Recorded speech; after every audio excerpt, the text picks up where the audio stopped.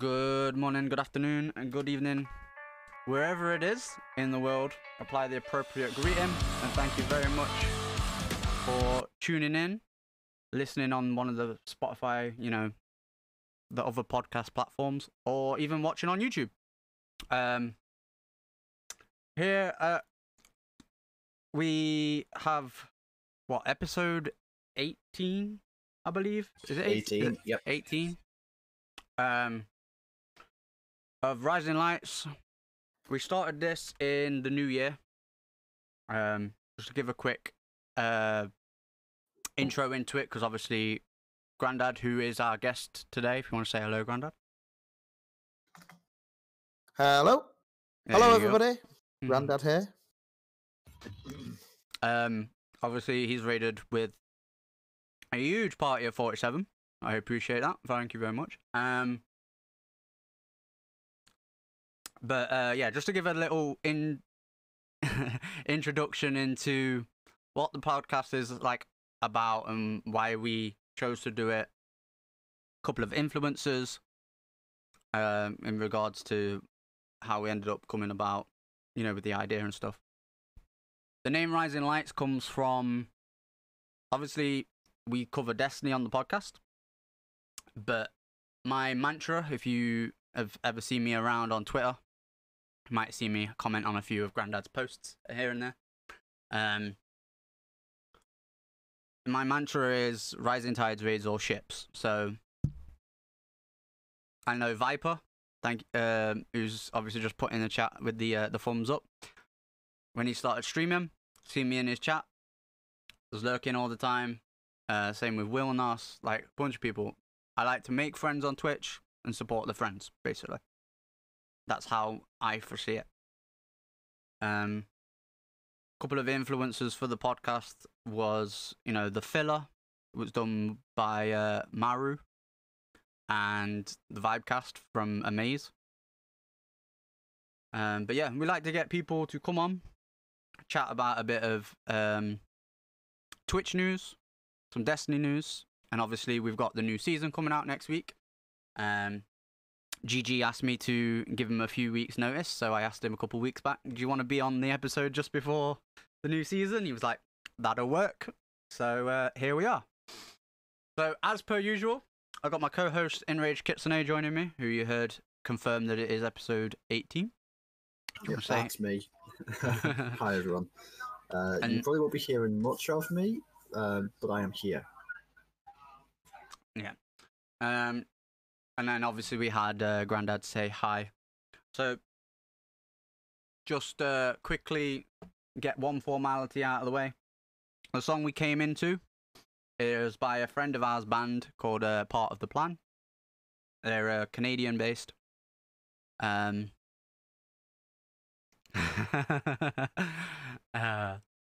get onto that later.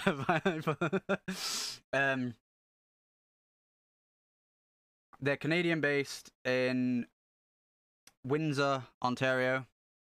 Awesome group of lads from what I've spoke to them. The main one who you can see in the middle right here is Cody, or Wraithbound CA. We actually had him on episode 4 of the podcast to sort of like clear up an artist's view of DMCA, because it was back when DMCA was running riot.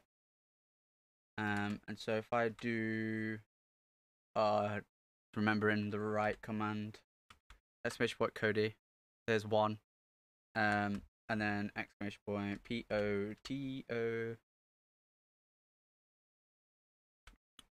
TP. There we go.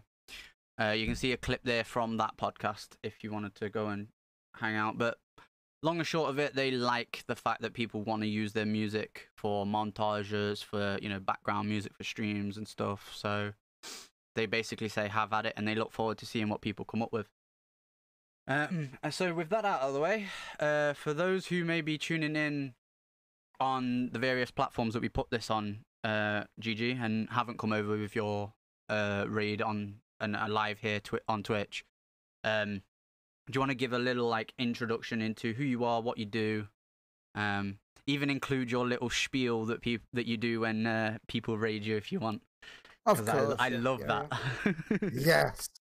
Yes. Hello, everybody. I am Grandad of Grandad Gaming fame. Fame, maybe not, but yeah, I'm Grandad. I'm a 40-odd-year-old Grandad from Manchester in the UK. Currently single, looking for any offers. You can find me on Twitter, Twitch, and Tinder.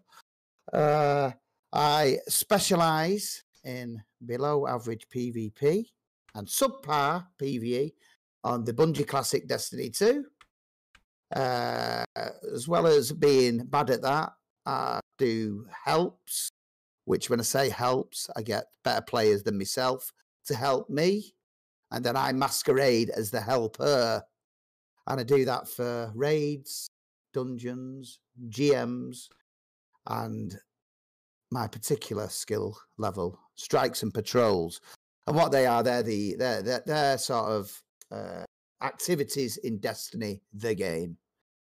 Well, yeah, so, and apart from that, I do the odd graffiti stream as well. So Will saying, don't forget the div speed runs. Oh yes, div speed runs. We do, yeah, we do them on a yearly basis, usually around June.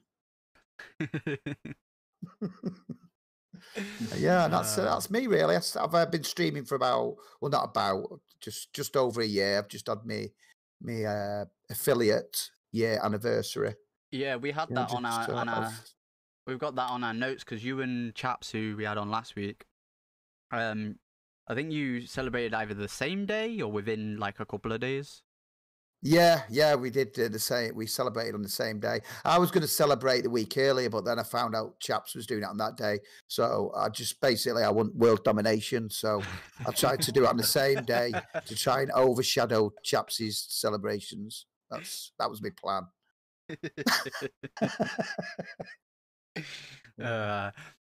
Before anybody thinks he's serious, they're actually very good friends. Yeah.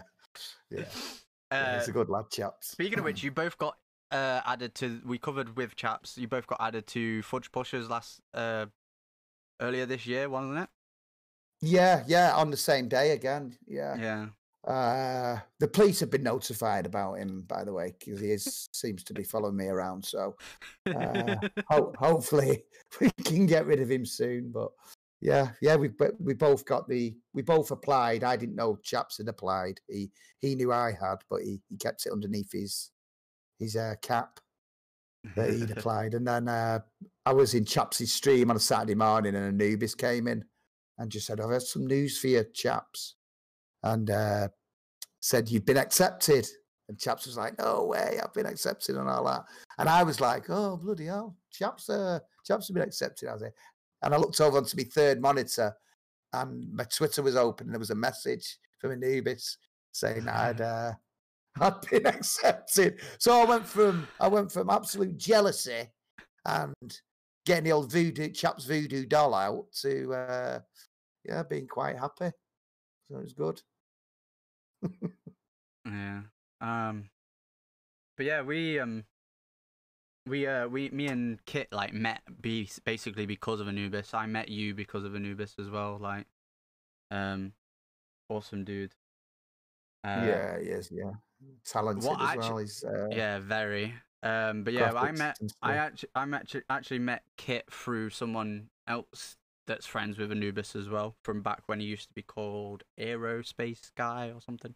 I can't remember what his old name was, but yeah, seeing him get into the Fudge Pushers stuff with, Glad and them, and now like taking a more active role, like you say, he messaged you and hopped in Chaps' chat to tell him, like, see him sort of go from just Anubis chilling, streaming, doing his thing, to sort of being one of the main people over there has been quite like eye-opening for me, at least, and to thinking, I'd like to do something like that myself. You know what I mean?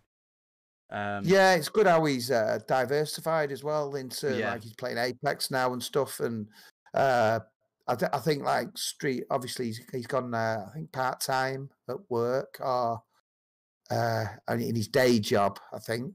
Or has he gone full-time content creation now and like the other side of things that he does, because he does a lot of. Does he do overlays and stuff for people? Does he have something to do with Get Wrecked? He does a graphics design like business himself on the side, I think. Yeah. He's friends with the guys at Get Wrecked because I believe he lives in the city that Get Wrecked is based in. Oh, right. I thought he was in Birmingham. Get Wrecked. Yeah, I know he's from London. He said he's moved up to the Midlands. So I assume, it is Birmingham. Right. But yeah, it's funny you should mention Apex. Obviously, Anubis playing it. Yeah. Two things. Obviously, there's a new Apex season that's just released. Have you know, I've seen you play trials here and there. Have you thought about getting into the new game mode that's been released? Or no. In one word, and it's probably not very good for conversation. No. Until I can find someone to carry me. PvP games are not for me, really. I tried a Warzone on Saturday, and I didn't. I don't know where my head is with it. I've not got the reactions. Do you know what I mean? I'm coming up to 50. It's not, and I didn't start playing games till quite late in life as well. I was doing other things up until about 5-6 years ago, so I didn't. I didn't start playing. Like, I think, what was my first FPS? Division 1 was my first FPS. So, yeah, I think that Warzone, it's like I spawned in. I was dead. You know what I mean? Didn't get a minute to gather my thoughts. Yeah, I'm one of the people that, like, typical BRs, when Fortnite, and I call it Fort Shite because I don't like it, when it first came out, first like month I played it and I was having kind of fun with it, and I was like, oh yeah, because I heard or I saw somewhere in like small print, the PvE side of it was going free to play in 2019, because for those who didn't know, it was released in 2018. I was like, oh, when the free to play side of that comes out, I'll probably play that, but I'm not going to play the battle royale. I don't like battle royales. Right. And then obviously Warzone came out. I was a big into COD, so I was like, you know what? I'm gonna play this. I played probably again about a month of it, and then it was like the same with previous COD actually. Before Warzone was released with Modern Warfare, you had Blackout in Black Ops 4 or Black Ops 3, one of the two. Right. But yeah, I tried that and didn't really like it. Again, played for about a month. Right. Yeah, you may as well be speaking Scottish when you when you talk about bloody CODs and that with me. I haven't got a clue about them. But then Warzone came, like I was saying, Warzone came out. Tried it for like a month. I was like, this isn't Call of Duty, so I'm not gonna play it anymore. So, but I've been playing a bit of Apex myself and enjoying it, which is surprising since like the beginning of January. Playing quite a bit, more so since like the new season. Well, not the new season now, the previous season, season 8, which was like beginning of February, if I remember correctly. Yeah. Is Apex has got abilities in it, has it? Is that why a lot of Destiny players sort of enjoy it? It's got what they call a tactical ability and an ult ability. Right. So each legend has a different ability. So obviously you build in a team of 3. If you have 3 attacking characters, then you lose the ability to do something that, you know, a recon character could do. Right, yeah. Or a defensive character could do. The defensive characters and attacking characters can be interchangeable, depending on how you play. If you want to camp in a building, obviously you want a defensive character over an offensive character. But you can still use the defensive abilities offensively, and vice versa. But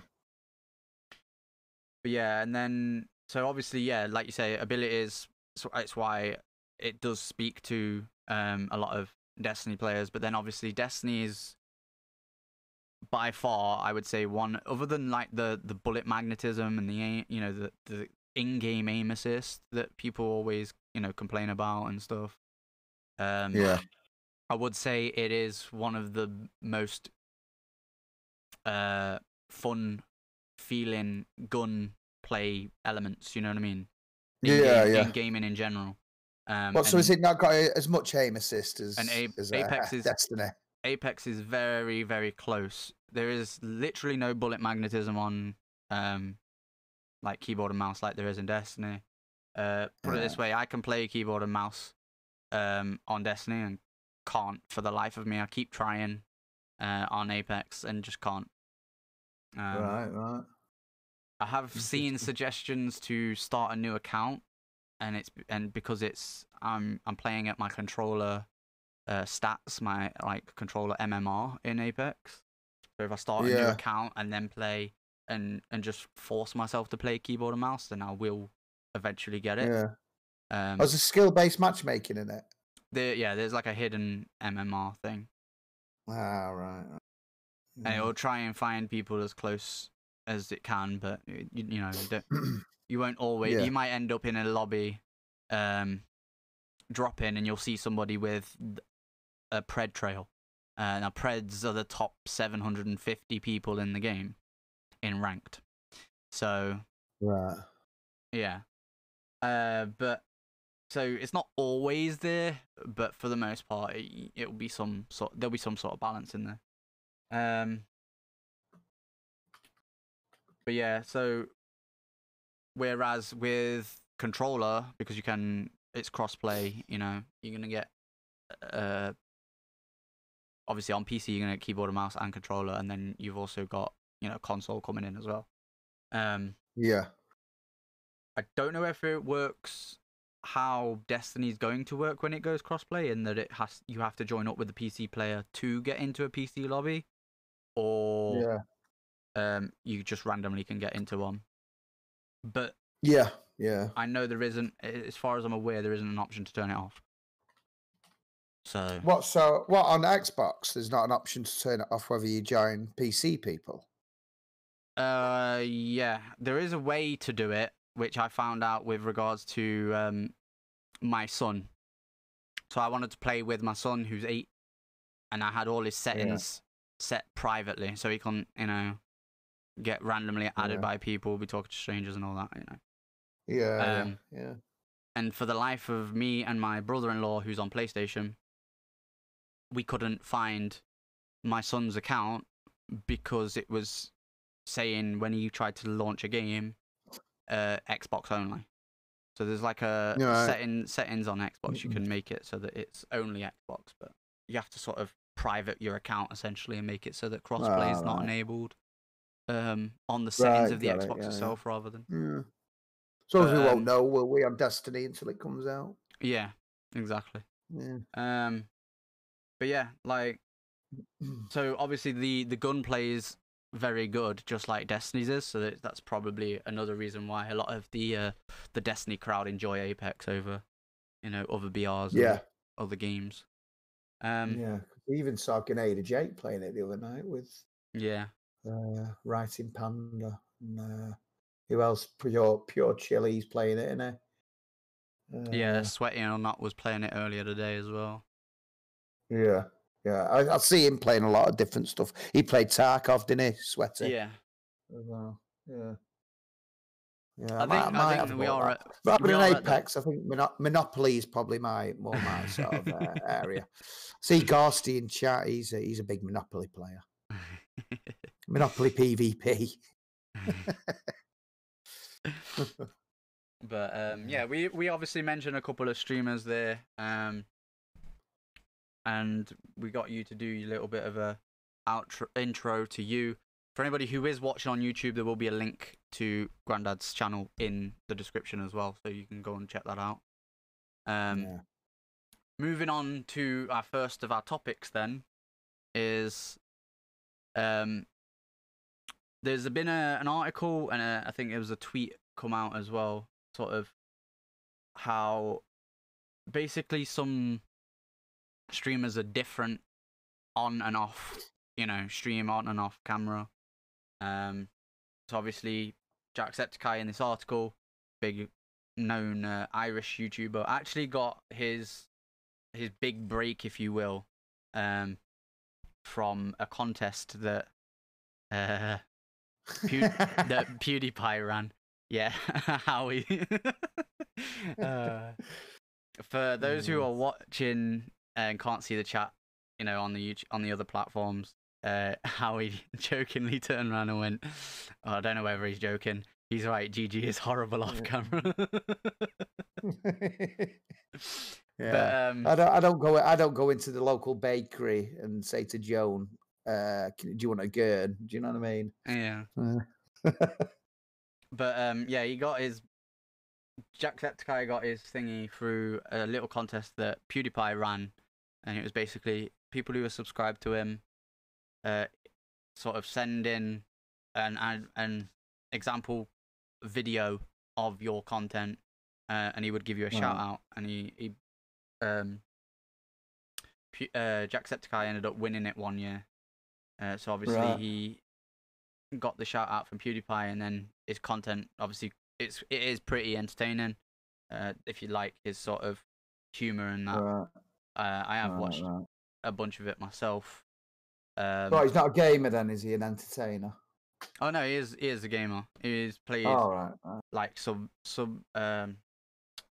what's that? The water one. Monopoly. Underwater. The underwater. Oh, I know what you mean. Survival game. I forget what it's called. Submersive. Subnautica, that's the one. Subnautica. Subnautica. There you go. Thanks, well done, Quibble. Yeah, thanks, chap. He played that and was pretty fucking funny at it, to be honest. It was entertaining for me.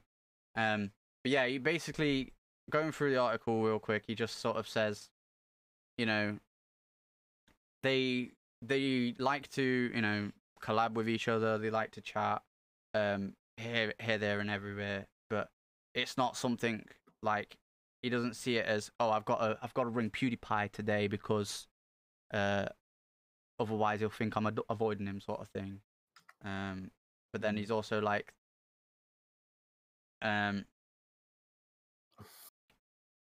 so one of the things he said is, not talking off stream means that it's much nicer when we do talk, when live, which they get to hang out and chat, And I get what he means by that pretty well. There are two of the people who are like my best friends from high school. We've got a group chat on Facebook, but we don't really actually talk to each other. And when we do, because we're constantly sending messages in the group chat, there's very little to talk about. We don't really talk. We just sort of play a game or whatever. Yeah. And especially if you're collaborating with these people, you're sort of making videos together with them or co-streaming with them. You're not going to be very entertaining if you're not talking to each other at all. Yeah. I couldn't think of anything worse than meeting up with anyone off Twitch in real life. Imagine meeting Quibble in real life or something like that. No, not for me. I mean, I want to go to things like TwitchCon and GuardianCon and stuff like that, but I don't. And then there's certain people who I am pretty close friends with, like Kit here. If I lived closer to Kit, let's say in the same town, same city, I wouldn't think twice about going, yo, do you want to go, once lockdown's eased or we're both vaccinated or whatever, do you want to go for a beer, sort of thing? Because I'm that close friends with him. Yeah. Just randomly turning around and going, oh yeah, we'll go. That's fine, GG. Don't be wondering why 100 unpaid pizzas arrive late. Quibble's brilliant. I love Quibble. He's great. But then, obviously, we've also got this tweet as well from Catstrike, who basically says, not necessarily that streamers are fake on camera or anything, kind of like the headline of the previous one implied, but sort of saying when you're on stream, you're chilling, you're vibing, like Ozzy from Simpsons, the bus driver. But then when you're off stream, you're sort of within yourself and sort of self-secluded, if you will. Like, Yeah. I think his name Yeah, is yeah, Lenny. It's yeah. Lenny from Simpsons, isn't it? That one. I don't know. I've never watched Simpsons. Don't But like cartoons. Name sounds about right. Yeah. yeah, because the other dude that he's always with is Carl, innit? So it's Lenny and Carl. I think if you were fake on stream or whatever, I think you'd soon get found out. But I don't think people. I think when you know a camera's on you, whether it's streaming or whatever, you're gonna act a certain way. Maybe try and be a bit more. It's probably like an accentuated version of yourself, if you know what I mean. It's sort of like yourself on a. GG talk about fake, oh dear. Yeah, it's so you probably like hype up your personality a bit, rather than because you're more conscious that people are watching you. Obviously, if you sat in your front room on your own, you are going to be a bit more. Or if you're meeting your mates in a pub, I don't know though. I'm probably the same. I think most people are probably the same, or like you say, it's slightly heightened. So like certain things that you might do will be a whole lot more sort of accentuated. So yeah. Where you might be a positive person in general, you might be overly positive, sort of on stream, and where you might be on off stream, like a absolute rage monster when you lose at a game. Yeah. Honestly, that side of it, I am guilty. Like, I am really bad when I'm off stream, but when I'm on stream, it's more like, come on, like, Yeah. It's slightly I'm toned saying down. It's still I never angry, rage, but it's not. I never rage on stream. I try and keep it in check. Yeah. You know what I mean? You never hear me shouting. I don't really rage on stream as much as my name would suggest it does. Right, and rage Kitsune. Right, Yeah. okay. Yeah. No, I think I'm known for raging in the Crucible. Definitely. Yeah, I used to when I came up with the name, but not so much since. Yeah, you can't very much change it now. There's that many kitsunes around Twitch. I'm losing track, mate. Yeah. Anytime I hear someone's anytime I hear someone in a chat say kit or kitsune, yeah, I instantly think they're talking to you. And it's actually turns out to be a completely different person. It's got to the point now where I've started to like, because I've been watching and lurking at and tabs open and everything for a lot of the Just Wipe It guys. Yeah. And obviously when you're playing Apex, you're calling out things like med kits and stuff, but every time I hear that, I just sort of perk up because I've heard a tab mention what I think is like. I'm just like, oh no, you meant a med kit in game. Okay.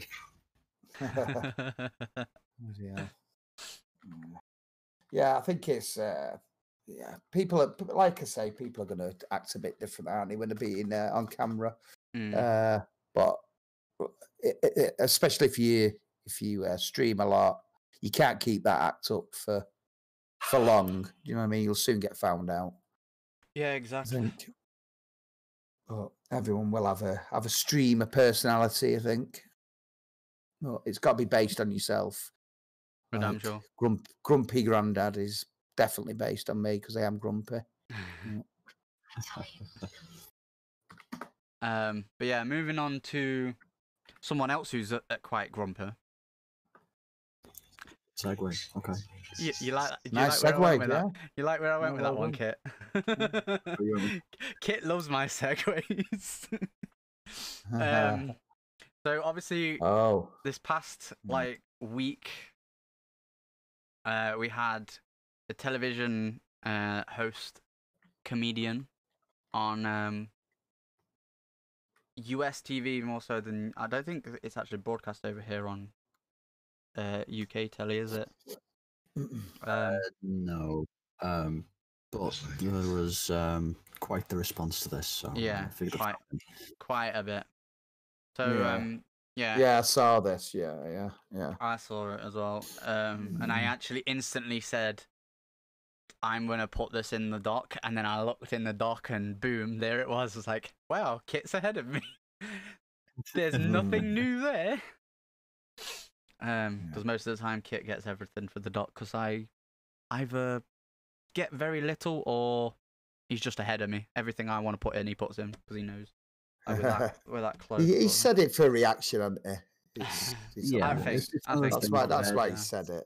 he started making a point and then has extended it to the audience that he knows is going to react. Yeah. That's all it is. It's but if you don't really understand it, it does sound a bit weird, doesn't it? Watching someone else play a video game, but you know, yeah, the obvious first thing to respond with is, well, why don't you just play it yourself? Yeah. This is the thing. This is the thing. I seen a video a few years back. Back when this whole thing kicked off before with I can't remember who it was. It was another like talk show host over in America. I think it was like the late night or something, Saturday Night Live or something before James Corden went over and did it. But it was some YouTube video I watched, and it was Markiplier and someone else, some female YouTuber or streamer, that was basically then educating that person on how, you know, YouTube works and Twitch works and stuff. And yeah, as Quibble says, it's like the pot caught in the kettle, calling the kettle black. Watching others talk is a waste of time. Like, you know, that's what a talk show is. Yeah, exactly. Like, so saying watching streamers, and I think that's basically what Alana Pierce here was saying, is watching Bill Maher is a fucking waste of time. She's basically turning around and going, you know, well, you're saying, oh, watching Twitch and watching other people play video games is a waste of time. Why should people watch you on a talk show? Like, when they can just go and talk to their friends, you know what I mean? Like, bloody hell. Me, myself, I have always, I said this earlier in, we got into some similar in Katie Cat's chat earlier today, and someone was saying, oh, Twitch and YouTube are going to overtake TV, and you know, TV's going to die out and stuff like that. I mean, we're already seeing that with streaming services, let's face it. Look at Netflix. Yeah. Netflix is essentially TV combined with Twitch, when you think about it. Yeah. Disney Plus, HBO Max, they're all, you know, subscription-based services. Yes, but they are essentially Twitch mixed with TV. Watch on demand sort of thing. Yeah. Actually, it's more like YouTube than instead of Twitch, but same applies, you know.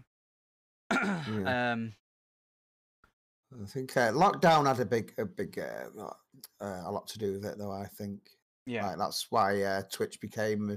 I think it's become more popular, and it'll be interesting to see when everyone stops, starts going back to work, going back into offices and stuff, whether the viewers and that will still be the same level. Because I think a lot more people started watching Twitch, and a lot more. I mean, I started streaming when lockdown happened. It's whether it'll hold. That's going to be the acid test sort of thing. Well, I think it will do. Part of obviously the reason we included it was a couple of people notable in the Destiny community, one of which being Glad, commented on it as well, saying, "Retiring boys, it's over." You know, sort of being sarcastic in the sense of, oh, look, he said that it's a waste of time. That means all the people are gonna go do something different, you know, knowing full well obviously they're not. Yeah. And then Noob, who we had on the podcast a couple of weeks back, he also commented on it as well. Oh no, fuck, it's over. Time to hang it up. But yeah, like you said, I think it is just someone who doesn't understand it saying something because he knows he'll get a rise, and therefore in a bid to boost ratings or something. Do you know what I mean? Because that's what it's TV companies, they're all about the numbers. And I think that's another thing that Twitch has over, normal media is we do as streamers look at the numbers periodically, in after action reports for streams and stuff like that. Or we might not even bother looking at those, but for the most part, we have the option to go, well, I don't need to look at this number. Like right now, I know from my activity feed how many people came over with your raid, but I don't know how many people are here right now because I've got it hidden. Yeah. One thing I will say, I've seen it in Anubis's chat a couple of days, like earlier this week or late last week, and I saw it in Obi Katie Cat's chat earlier today. Is one thing I will stand by, what they sort of say, and I agree with it, is somebody in chat never actually turn around and go, oh wow, you've got X number of people here, shit, who raided, or don't ever mention the number.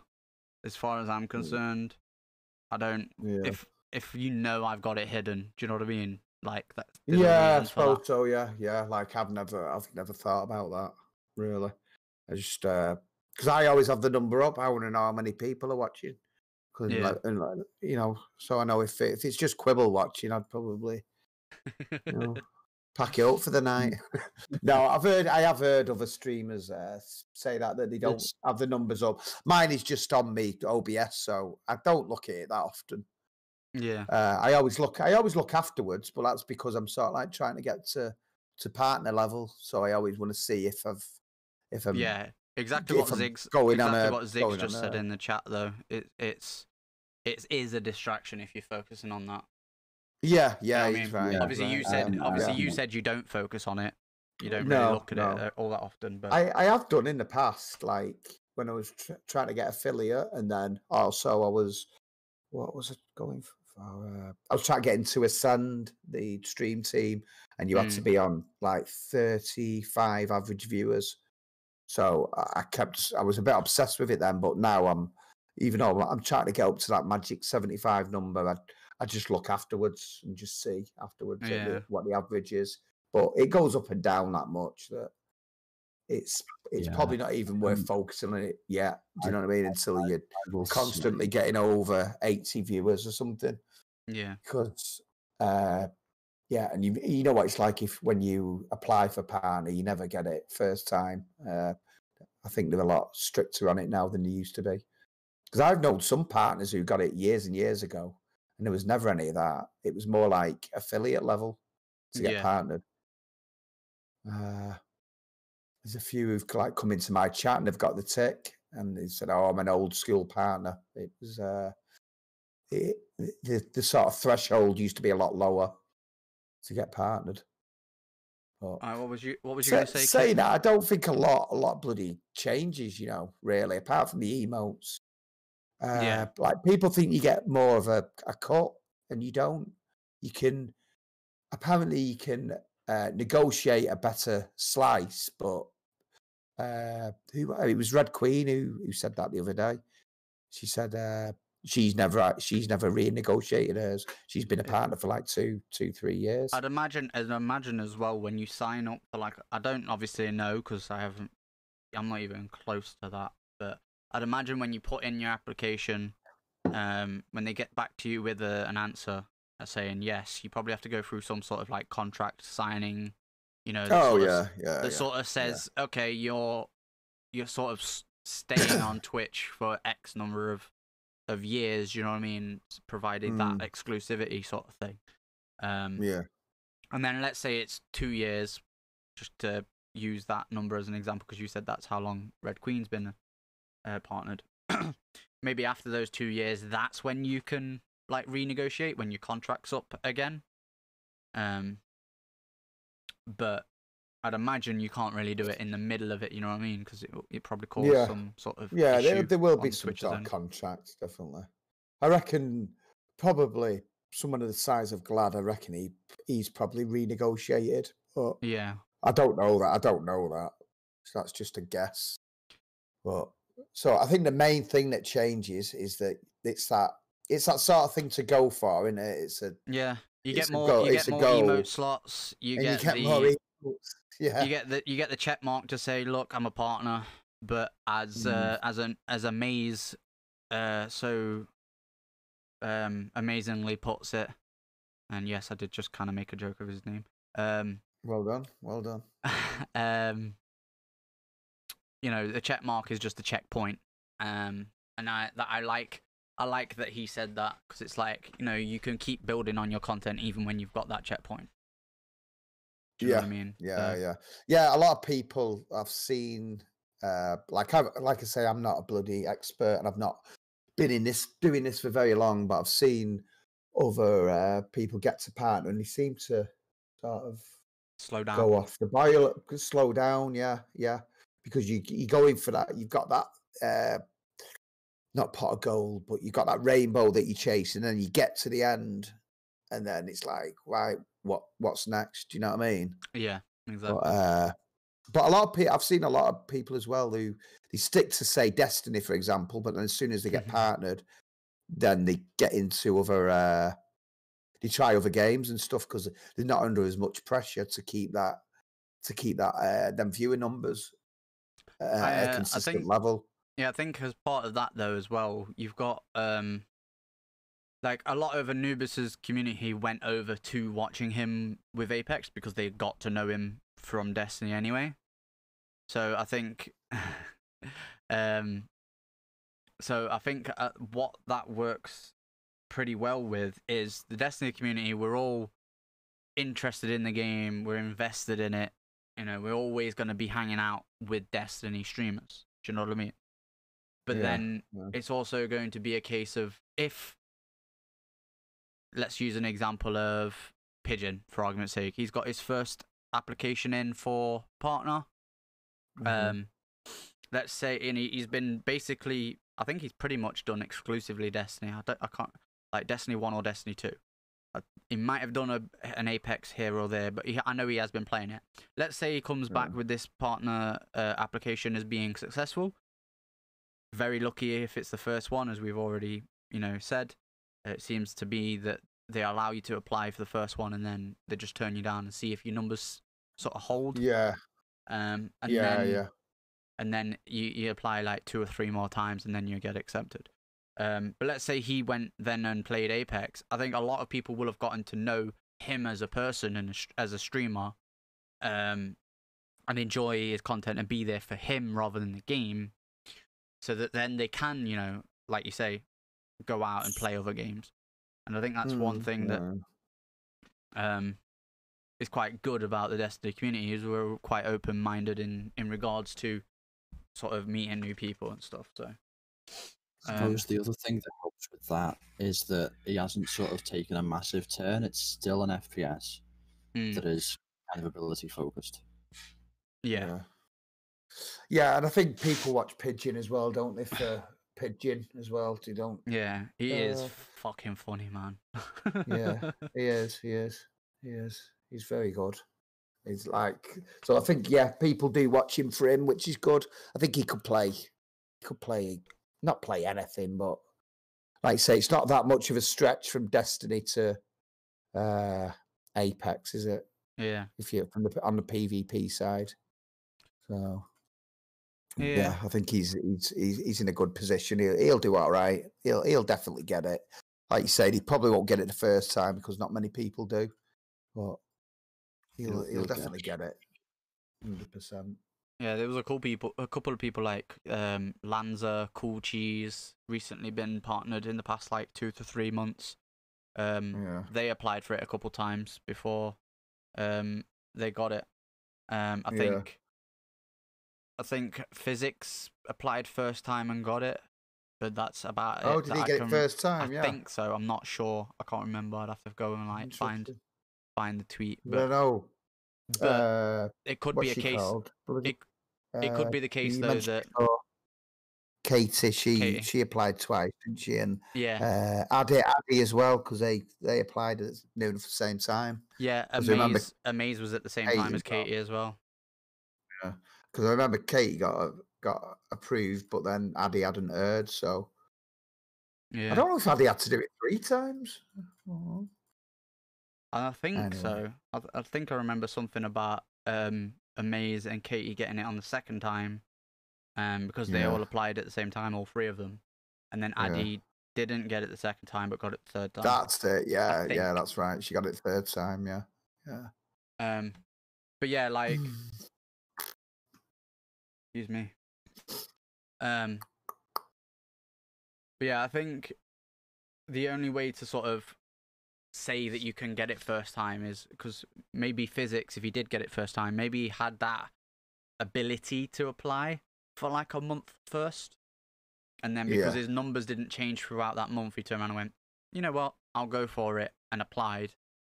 And then his numbers, obviously, Twitch could look back on his previous month's numbers and go, look, we give you the ability to apply a month ago. Yeah, but you waited. And you didn't. Yeah. And then, you know, your numbers stayed the same, and then now you're applying.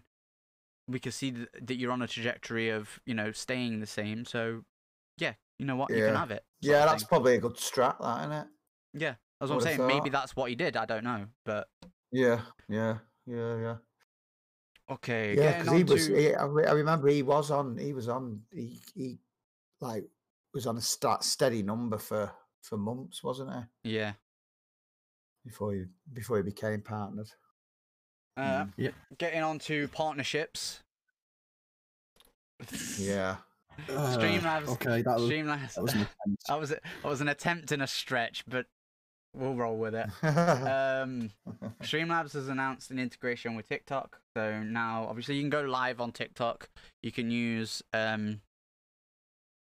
TikTok's go live feature once you hit a certain amount of followers. My missus is on TikTok and has told me countless times how many followers you need to go live on it, but I can't bloody remember. But yeah, you can now go live from Streamlabs onto TikTok. Yep. So right. One of their options in their streaming software, the Streamlabs OBS, will now let you stream straight to TikTok if you have the ability to. Right. What is that? Simultaneously? Is that right? Yeah. Simultaneously. Yeah. As well as Twitch. Not that I'm aware of. But it basically lets you go live to TikTok with like everything. I think if you've got Streamlabs Prime, you can, can't you? I think that they might have a restream service. So basically, instead of streaming to Twitch, you basically stream to them, and then they forward it to whatever services you've got ticked. Yeah. Right. Yeah, because I think when you sign or agree to the affiliate agreement, I think you're not allowed to stream to more than Twitch. I think you've got to just be on Twitch. I'm not 100%. Because the way they'd phrased it was they wanted any content that was created for Twitch had to have 24-hour exclusivity. Right. So you could then take clips from it or whatever and put it in YouTube videos and release it like a day or two later without problems. But if it was created for Twitch, kind of like what we do with with this podcast. Yeah. So I grab the audio and I don't. Well, I get it all set up and then so that I can just press the button and be like, okay, now the other platforms can see it. Right. So do you not edit it then or anything? Do you just put it out as it is? Sometimes I do, a little bit. I did try one of them. I think episode 15 or 16. I tried going heavier on the editing and like trying to like condense a load of the gaps and things because we go like. As this, if, I don't know if Chap's finished talking before I chime in, or you or else we got on as a guest comes in, and we, so they do end up with some sizable gaps to try and cut back on, and it took me most of the Friday to cut out about 18 minutes. Yeah, and it's not really worth it. You're not getting much more from it. Yeah. But you've got to weigh it up, haven't you? If the investment is like the return on investment, i.e., your time, is it going to be worth it? Yeah, but it takes the audio things like that. It takes the audio versions, put them on the podcast platforms, and then so the Twitch channel gets exclusivity until like 5 p.m. the Friday. Obviously, we do this every Thursday. We have had one episode which we did with Cyborg, where we did it on a Tuesday because he wasn't available on a Thursday. He was available earlier in the week, but at the same time, sort of thing.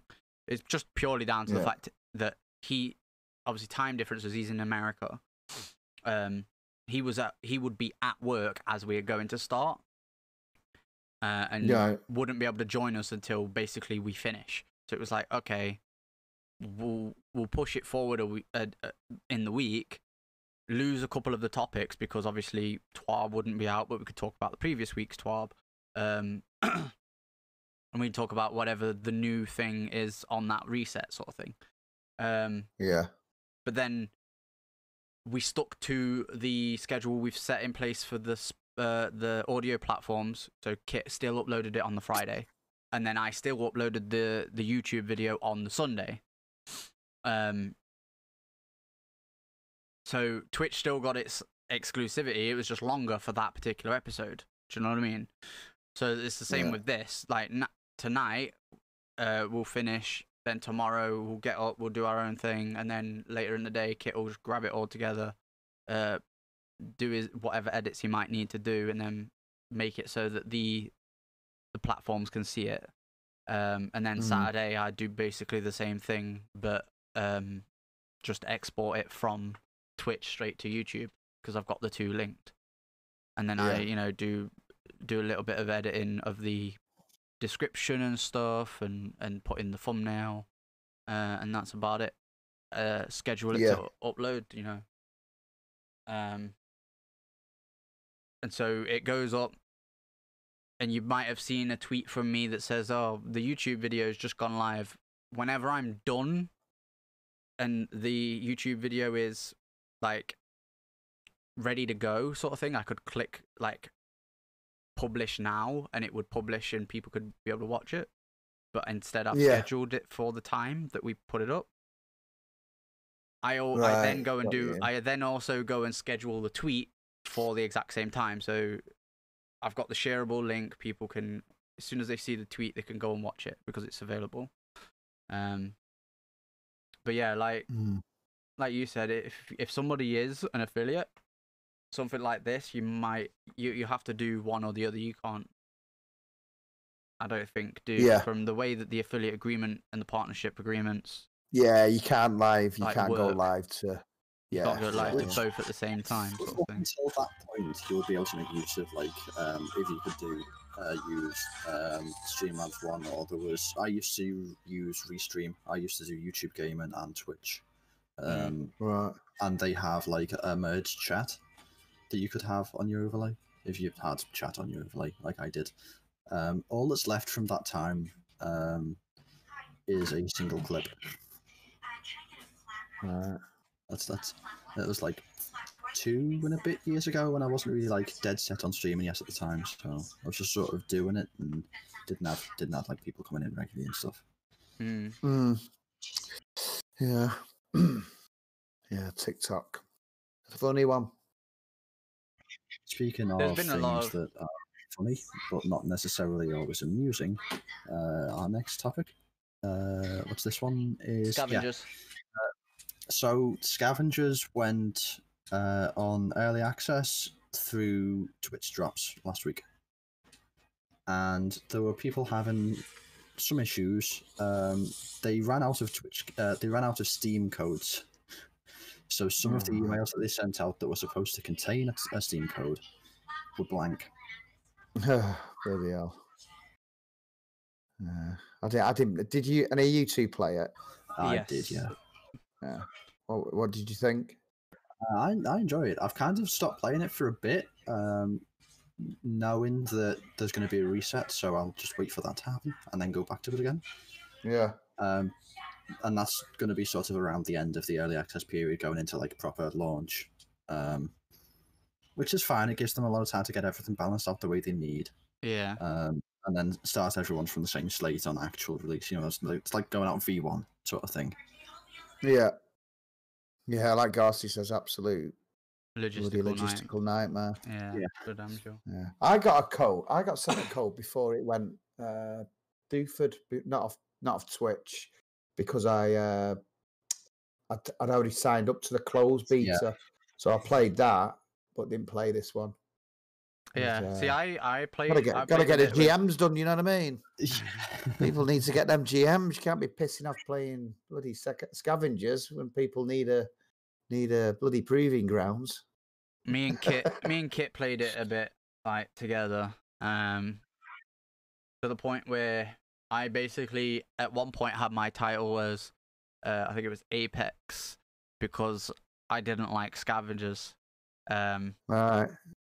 Basically, the way I looked at it, and I think I said it in the stream, was like the gunplay is just not there for me.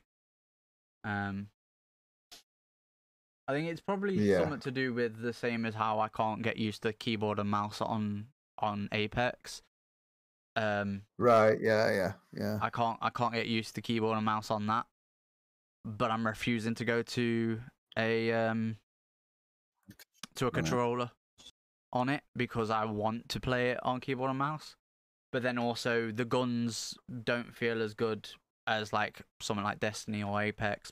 Maybe because it's third person and Yeah, maybe. See, I don't really have the same sort of opinion on scavengers, but that's maybe because I don't have quite as much of a focus on the gunplay. Whereas I enjoyed like the various abilities that we use and the sort of the shift to using the quieter weapons. So they've got like they've obviously got like various guns and stuff, but then they've also got a bow, and one of the characters in it has a bow as her like main weapon. Yeah. The Outriders has not really lasted the but it was never going to be. Wasn't a live service game, was it? Sorry to change subjects. I was thinking the exact same thing. I obviously mentioned that Thingy is a third person, so is Outriders, and I've enjoyed that in the demo. I enjoyed the demo of that and turned around and said, as soon as I finish the demo, this is a game I'm buying, and I bought it.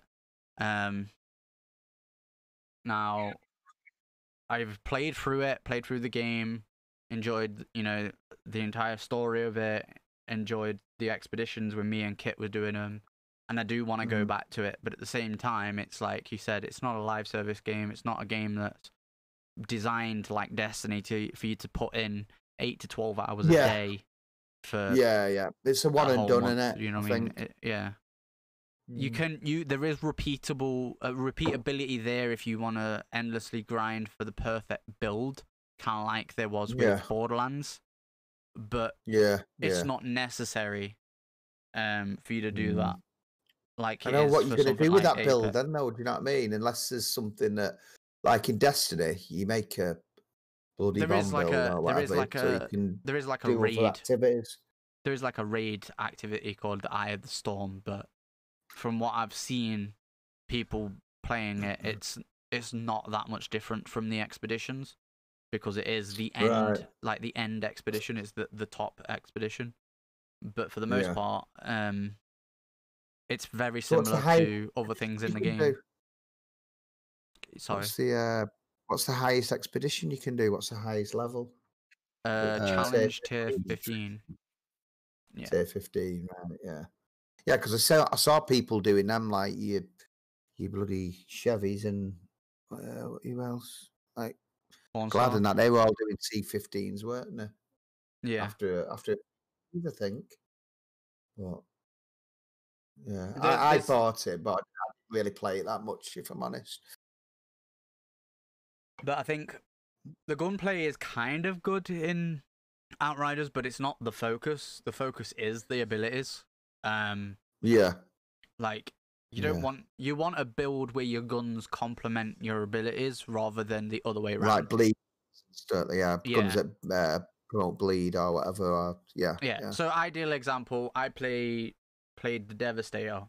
Actually, me and Kit are going to be playing some Outriders tomorrow with our friend Fiend. And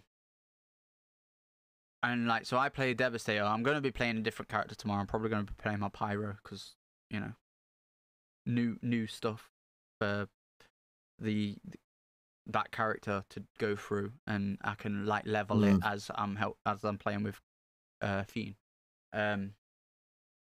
But so playing as a Devastator, one of the things I've got on my armor is that one of the abilities Impale, which basically, you know, summons a spike from the floor and impales enemies on it if they're low enough health.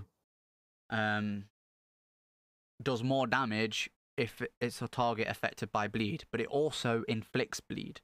So obviously, I've got 2 mods on my armor. One that increases that damage, if a target's affected by bleed, and then one that allows me to have 2 impales. So if I really want to, I can impale so the target's afflicted by bleed, and then impale it again, and it'll do increased damage. But as you said, having a gun that inflicts bleed, or a teammate that's got a gun that inflicts bleed, helps with that, because if they've got a gun that's afflicting bleed, as soon as that's afflicted bleed, I can do more damage instantly, rather than having to waste an ability. Do you know what I mean? So like you said, building around your abilities rather than your gun. Yeah. I chose Devastator as well, and I saw that I'd bleed like stuff, but I didn't really get into it because Devastator was one of the weaker ones as well, wasn't it? Apparently, it's weaker in overall DPS, but if you get the right build, we've had me and Kit. We played with a good friend that I met through you actually, Dryder. Oh yeah. Was he still around? Not seen him in a while. Yeah, I've been coming to my bloody channel, has it? How am I supposed to make partner if not? These people keep pissing off. Do you know what I mean? World domination's been put on hold because Dryder's not been coming.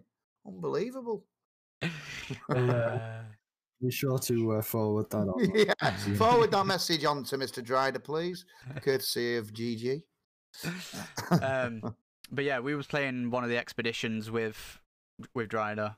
Kit plays the Technomancer. Dryder was playing the Trickster, and I was playing Devastator. We had we tried one that was slightly higher level than what our current gear was, just to see how we sort of stack up against you know, the next difficulty level that we were supposed to go to. And we got to the boss room repeatedly, and this is obviously nothing on them two, but repeatedly they would go down, and I'm picking them up, and I'm just not going down. And it's because my entire build is tank. I'm designed to deal damage to get health back, not kills to get that health back, whereas they're designed to get kills to get health back. So whilst health leech, like it. Yeah, is that what he was called? In it, leech, weapon leech. Kit is you are more like CC crowd control, deal damage, aren't you, Kit? Sort of, yeah. When my mods work, that's one of the things. At the moment, not all the mods are working properly. Good news, though, actually, I did find out. Do you remember the problem I was having last time when we were playing? When I went through a certain cutscene, my grenade mod had stopped working. Yeah. That now doesn't stop working. Alright. That continues to work. Some of the mods on my armor just don't work at all. Wow. Yeah. So there's things that they need to fix. It's broken, isn't it? They're going. There are things going on right now. Yeah. But then Dryder's sort of like a glass cannon. He's dealing all this damage, but can't take a lot. His entire build is he needs to keep moving whilst dealing damage to stay alive. If he stops for even a second, give it out, but can't take it. Yeah. And then I'm essentially the opposite. I can deal quite a sizable much amount of damage, just not as much as those two. But I can basically stand there with one or two of my abilities going at the same time, and just tank the boss, whilst them two shoot the fuck out of it, and hit their abilities and stuff. So it kind of works if you've got a Devastator. and you're slowly improving. But if you're aiming for speed runs to get to that, challenge tier 15 as quick as possible, then yeah, you do want all three characters to be able to just fuck shit up. Yeah. But Last thing while we're talking about this game is that for people like Five, who we've had on in a previous episode, just before we move on, is that today they started doing the restoration process for people hey, Sieg. for people who have had gear loss. Right. Yeah, because that happened to a lot of people, that didn't it? Yeah, they've started restoring things. They're trying to get people first. The first step they're doing is like, okay, we're gonna get whatever you had equipped. We want that back. Sorry.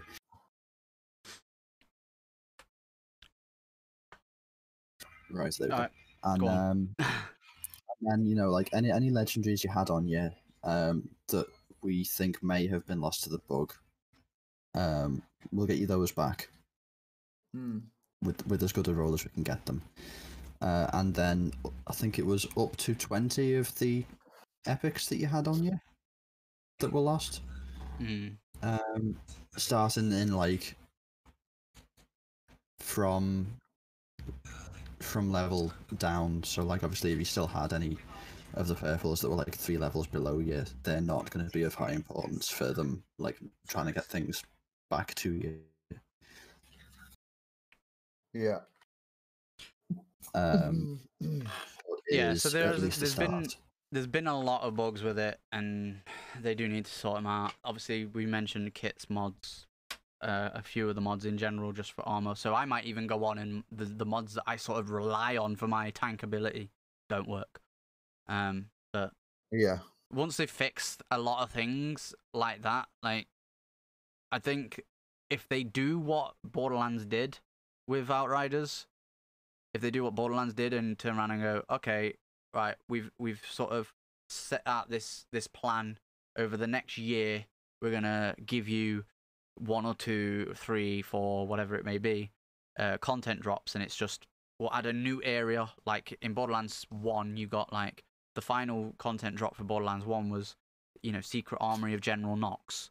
You got a whole new area, like a new section of the map, a couple of new areas within that section, and it was like a whole new story, but it was shorter than the main story, and it was just sort of complementing what had happened previously, in the other DLC drops as well as the main story. It all sort of kind of linked together to some regard, and then it went on into Borderlands 2, which didn't have any connection with Borderlands 1. It was like completely different. I think if they do something similar like that with Outriders and go, okay, so you've tackled the Eye of the Storm, because the whole like point of Outriders is essentially you're a scout, to sort of scout out this planet that's ravaged by storms, and there is a story element there that I'm not going to ruin for anybody who does want to play it, where you find out how the storm started. But then you could turn around and go, okay, the Eye of the Storm is the the final expedition at the moment. How about we drop that down so it doesn't need to be challenged tier 15 anymore. You can be challenged tier 10. We'll add another 5 challenge tiers, and then the next big raid type thing needs you to be challenged tier 20, and you have to go through all this story content, then do these expeditions to unlock that one. Do you know what I mean? If they can do something like that, I think they're onto something, rather than trying to compete with games like Destiny and doing what Anthem essentially tried to do, failed, and then they went, okay, we're gonna do a 2.0, and then EA basically turned around and went, this is gonna cost us a shit ton of money to do, and we don't think it's gonna like have any return. So yeah, no, you're not doing that. Do you know what I mean? That's essentially what they did. Let's face it, with Anthem. Yeah, it was never going to work, was it? No. There was people who were still hanging out for Anthem to work, but It was never going to happen.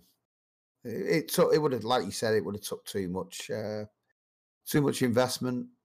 But, and there was not a guaranteed return because a lot of the player base that yeah, started they'd it, left. You weren't going to get them players back. No way, not a chance. there'd be a few people that would sit back and go, "Oh, 2.0 okay, update. All right, let me see what this is about." But they're more likely to watch it than actually experience it. But there will be a few people that do, turn around and go, "Okay, I'll get into it," sort of thing. Give Anthem a few Oh, months. have you seen Twitter? They've announced the weapons, the adept weapons for GMs next season. Ooh, I must be in the TWAB. That'd be probably. interesting. Yeah. Yeah. It'll be in there as well.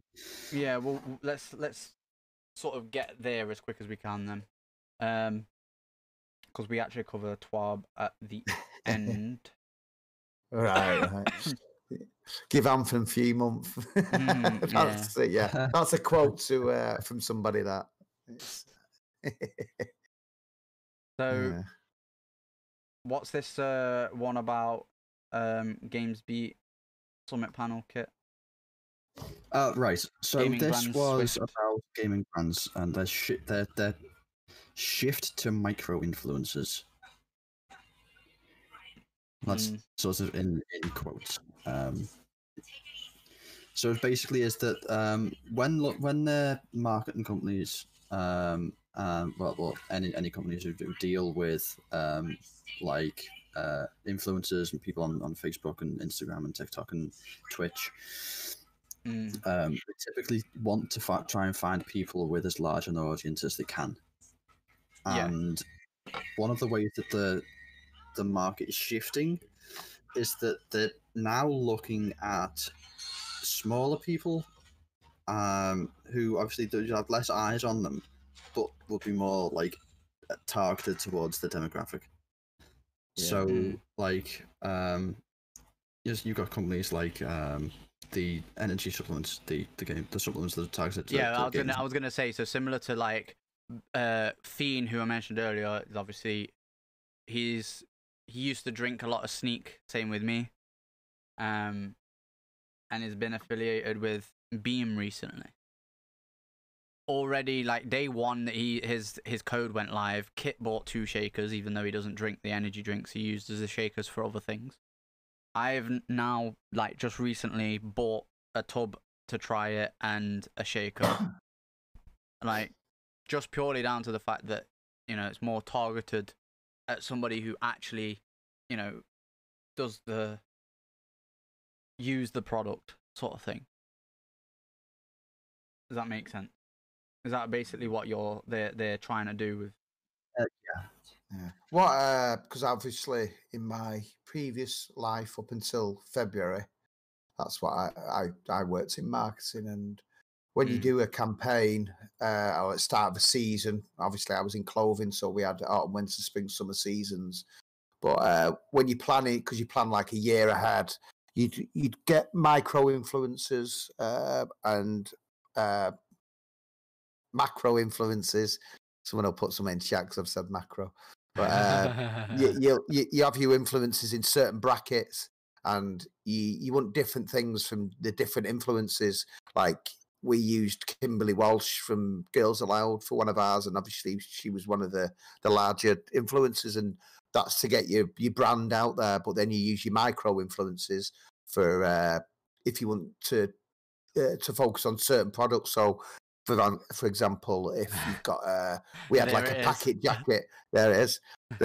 We had a packet jacket, you'd give that to the micro influencer because they'll give you a review on it and put it on Instagram, and it's sort of a bit more organic, the growth of it, and it'll be the same with gaming, exactly the same. Yeah, it's a bit more personal in a sense, because and they give you more time as well. You get more bang for your buck. So you pay Kimberly Walsh $250,000 or something. It'll be written out in her contract, 10 posts lasted with so many words, and you'll actually write the post for her sometimes. Yeah. But with a micro influencer, a big company goes to them and asks, you send them a jacket. They're happy as Larry. Yeah, I mean, they exactly. don't want anything else. So it works the same in gaming. It's yeah, you sort of, I can't think of the phrase, but yeah, you I can't think of the phrase. Forget it. But yeah, you get more bang for your buck with the smaller people. You don't have to pay them a shitload to do a load of posts because they're just happy to do it. Yeah. You Yeah. cut your Sometimes- cloth. That's some- it. You cut your cloth. Yeah, That's the and word, the phrase we're sometimes looking for. sometimes they will be part of your target audience anyway. You know, Kimberly Walsh might not be interested in, you know, the latest Nike, I don't know, trainers, but I always say little Timmy, so little George down the road, who does a little bit of, you know, Twitter posts and Twitch streaming, plays FIFA and maybe does little like videos of him and his mates playing football. He'll be interested in some Nike trainers. Do you know what I mean? So Yeah. Kimberly Walsh putting out a couple words, going, you know, like you said, that it's not even potentially even wrote by her. Yeah. People see through it as well. And Yeah. because you've got to remember, if like say someone's got 250,000 followers on Instagram, most of them followers, they won't be what you call interactive followers. They won't be hanging on every word that they say. But someone who's got 5,000 followers, it's more personable. And when they do say something or promote something, it's more real. And Do you know what I mean? the panel that were discussing this found the same thing. The quotes that are on screen there, saying that engagement rate as a whole is negatively correlated with followers. Yeah. Yeah. You know, the larger the following the content creator has, the less. Yeah, you don't get as much engagement. Definitely not. No. Well, it's think about it as well. It's like it's per user as well. Like you think about it. There's people who have got like 2,000 followers that get 200 viewers, for argument's sake, right? I've just two numbers I pulled out of my head for making it easy math. That's like a 10% margin when you think about it. There's 200. There's 10% of their follower base engaging with them at any given point. Yeah. You're more likely to get more sales from that than someone who's got maybe 10k followers and has 200 viewers, because that's what, 20%? No. Yeah. Like 2%, 1%. Like Yeah. It's a lot smarter to go with those who you can look at their number and go, okay, they might have 200 followers, but they've got 20 people watching them. Yeah. Is it better to be a big fish in a small pond or a small fish in a big pond? You know what I mean? Yeah. Do you like that one? Right. GG, tell them about take that. The brilliant misdirection. I'm all for it. What do you mean? What? Something on the lines of 2021. There's going to be a lot of managers because of his engagement. Yes, 5. Oh God. Oh, I like that, Ghosty. A fish only grows to the size of its environment. There you go. Right, so getting into our Destiny topics now.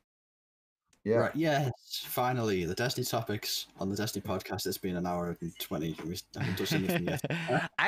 Funnily enough, I tweeted this article out when I saw it on Paul Tassie's Twitter. Right? And I said, Titans, join us. Join the Warlocks. Don't let the Jumpy Boy Hunters win. So a few weeks ago, was it last week or the week before? I can't remember. We were talking about how there was some of the, we'll call them influential Titans. Yeah. Were saying, okay, listen, tank it for a little bit and then we'll pull it back. OBK Cat as the cross, two that are mentioned in this particular article. Yeah, there you go.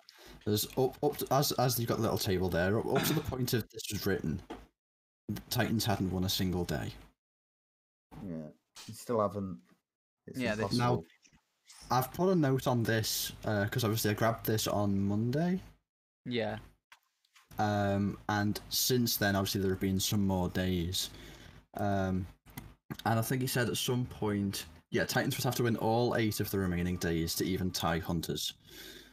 They didn't win Tuesday. Yeah. Here's the thing. I was on Destiny earlier, and I looked, and I was counting them, and I was like, okay, Warlocks have got 6, Hunters have got 10, and there's like 4 days left. Warlocks need to win all 4 days to tie with Hunters. Otherwise, literally, Hunters were winning when I came off of Destiny earlier. If they win today, into tomorrow, the reset will happen in roughly what? 17 hours, 18 hours, 19 hours, somewhere around there.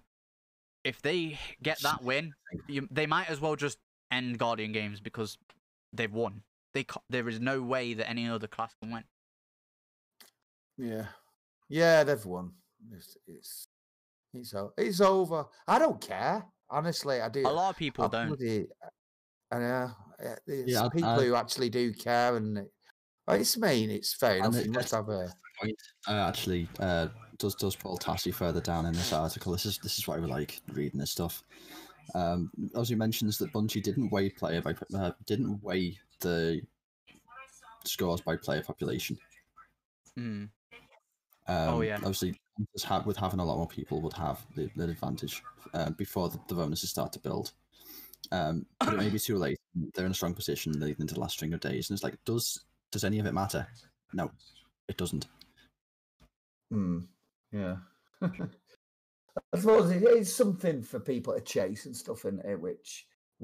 So it's an easy win for Bungie, isn't it? To not to say that they recycle content, because they definitely don't do that. So like making a little competition for people to chase. I saw a good idea the other day from someone. I think it might have been Anubis or Katie Cat actually. Or it might have been someone else like entirely, but I think whoever it was, they turned around and basically said if they'd have turned around and gone, okay, we're bringing SRL back. It's only for Guardian games. It's not coming back as a permanent mode. And it's whoever wins the most races, whichever class, by the end of a 2 to 3 week period, wins Guardian games. At the end of each race, first, second, and third get points for their class. Being 3 points for first, 2 for second, 1 for third. And if you've got a race of 6 Guardians, you always make sure it's 2, 2, and 2. And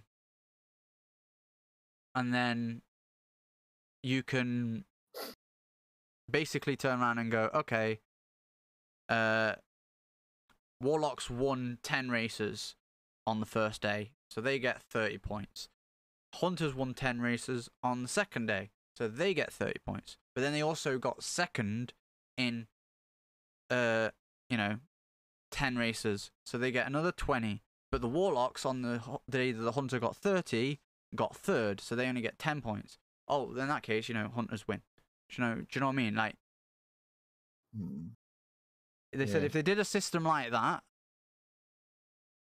but the medals thing just doesn't work. There's no there's no idea. Like, if you see the two, when I was on earlier, the Warlock and the Titan flag were almost identical, right? If you look very closely, the Warlock one was slightly higher. But there's no way to know unless you, like, just a glance. Oh, okay, Hunters are miles ahead. You can see that because they were, like, at the top of the pole. But Warlocks and Titans were both at the middle still. It was just the Warlock one was like an inch above the Titan one. You couldn't tell just looking at those two flags which one was ahead.